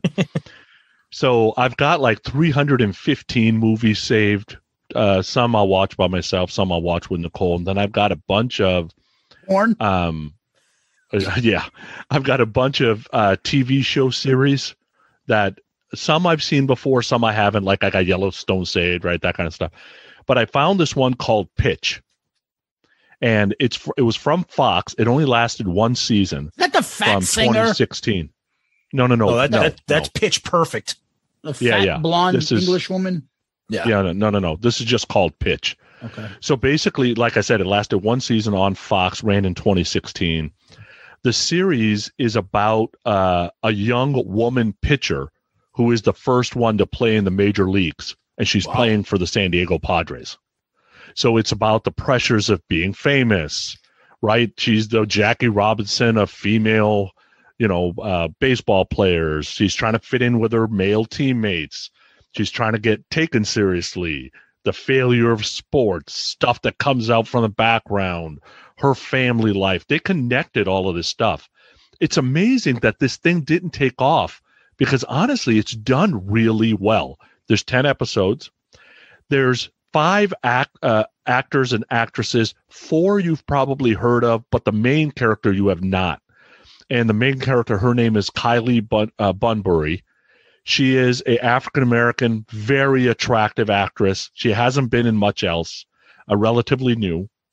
Mark Paul Gosselaar's in this thing. Remember, homie from Saved from the Bell, By the Bell, I guess. By the Bell, He's from the Bell.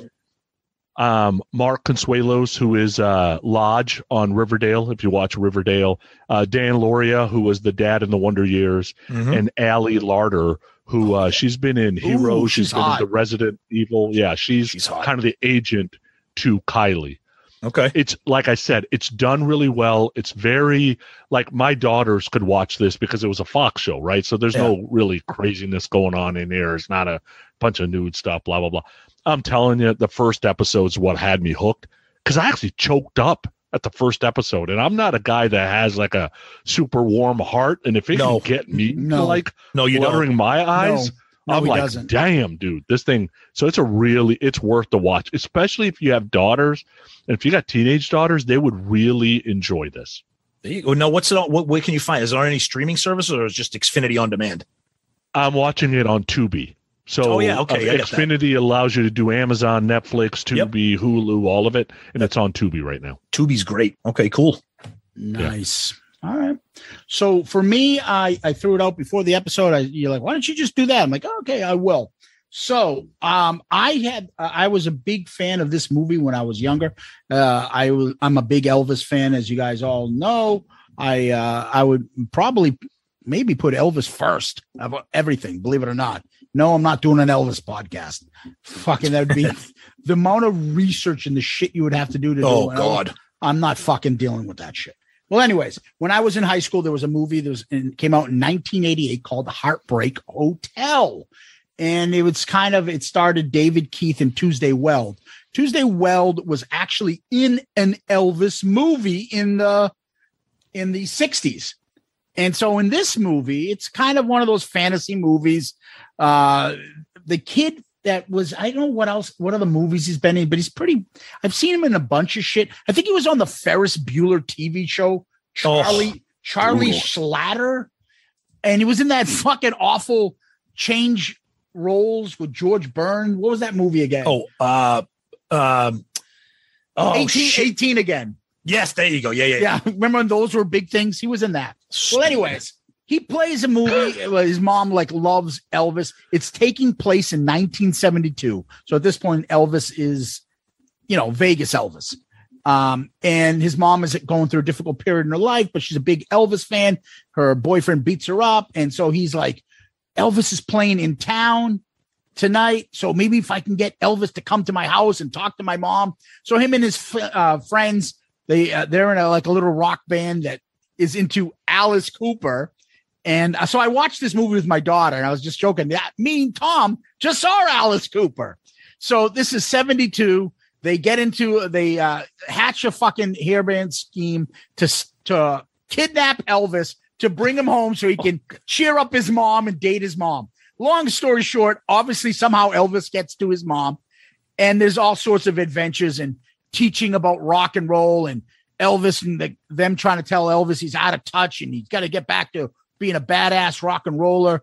And then him trying to teach the kid about how to be to your fans and how to be a man and all this other. It's interesting. I like David Keith. He was a pretty good actor. He was in Office and a Gentleman. He's been in a lot of movies. If you see him, you'll probably know what I'm talking about. Regardless, the movie is easy fun. For me, I loved it because it was Elvis. It also brought back a lot of memories for me when I watched it again with my daughter. I had the soundtrack. I had what's that song that was in it? It's the first time Uncle Cracker fucking covered it and destroyed it. Oh no. What's that song? I forget the guy's name. Something. I want to get lost in your rockin'. Oh, Drift Away. Dobie Gray or whatever. Yeah. And fucking Uncle Cracker killed. Yes, that was the first time I heard that from that soundtrack. Yeah. Anyways, it's got a lot of fun stuff. It's really like you see it. You're like, dude, there's no fucking way that they're fucking kidnapping Elvis in the 70s with the millions of his entourage. But regardless, it was a fun little movie. If you like Elvis, you'll get a lot of the little side things, and little fun little Easter eggs you'll see in the movie. And it's a nice, pleasant family movie you can watch. See, when you talk about comedies or entertaining movies that involve, unbelievable kidnappings, the first thing that comes into my mind is that spectacular movie, Celtic Pride.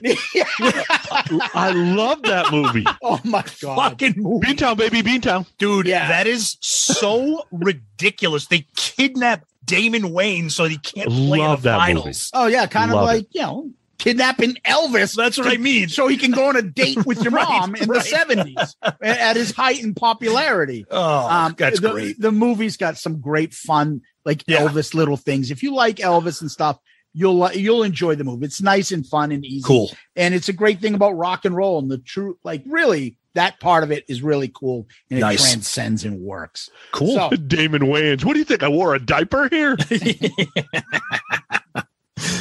Oh, man. Terrible. Anyway, Tom, Sonny, where can we find us? Sonny, go ahead, buddy. I'm pretty easy. I'm on all the socials.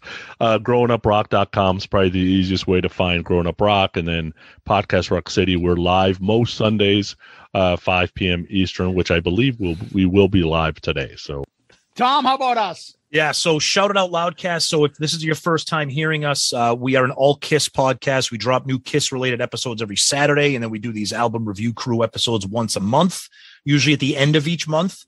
And you can reach out to us at our email address, shoutitoutloudcast@gmail.com. Reach out to us. Let us know what you think of this episode or the other ones or the Kiss episodes. And we're on all the social media, Twitter, Facebook, Instagram, so you can follow us there. DM us, send us messages. And our show is part of the Great Pantheon podcast network of tons of great music-related podcasts. So check us out. And also make sure you catch the news sidecast you'll be finding soon is the Zepp Chronicles, where we start getting into Zeppelin. We just had our introduction episode drop. That's out. And you'll be seeing some new ones come in on Zeppelin soon on the Zeppelin Chronicles. And that's with Jay from The Hook Rocks. Don't forget our Patreon account. That is something that we started up earlier this year. It's been a big help. We really appreciate your support there, and we love our Patreon family members.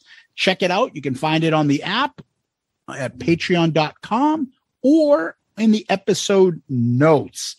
Tom, we always like to tell people they can DM us on Instagram, Facebook, or on Twitter. In addition, we like to repeat the actual email, shoutitoutloudcast@gmail.com, shoutitoutloudcast@gmail.com. We love getting the feedback, especially on these album review episodes. The emails are fantastic. In addition, don't forget to like and follow and subscribe to us on YouTube. There you go, Tom. And give us one of those 5-star child reviews on iTunes as well. All those things are greatly appreciated. So before we leave, we always like to go to famous last words. You got any, Tom? Backstreet Lover, on the side of the road. I got a bomb in my temple that is going to explode. I got a 16 gauge buried under my clothes. I play. That's right, baby. I play. Sonny, what do you got for us? I will walk with my hands bound. I will walk with my face blood. I will walk with my shadow flag into your garden of stone, where I hope there's better music than the ones we just listened to. These lyrics are slightly different than Back for the Attack. Zeus, take us home.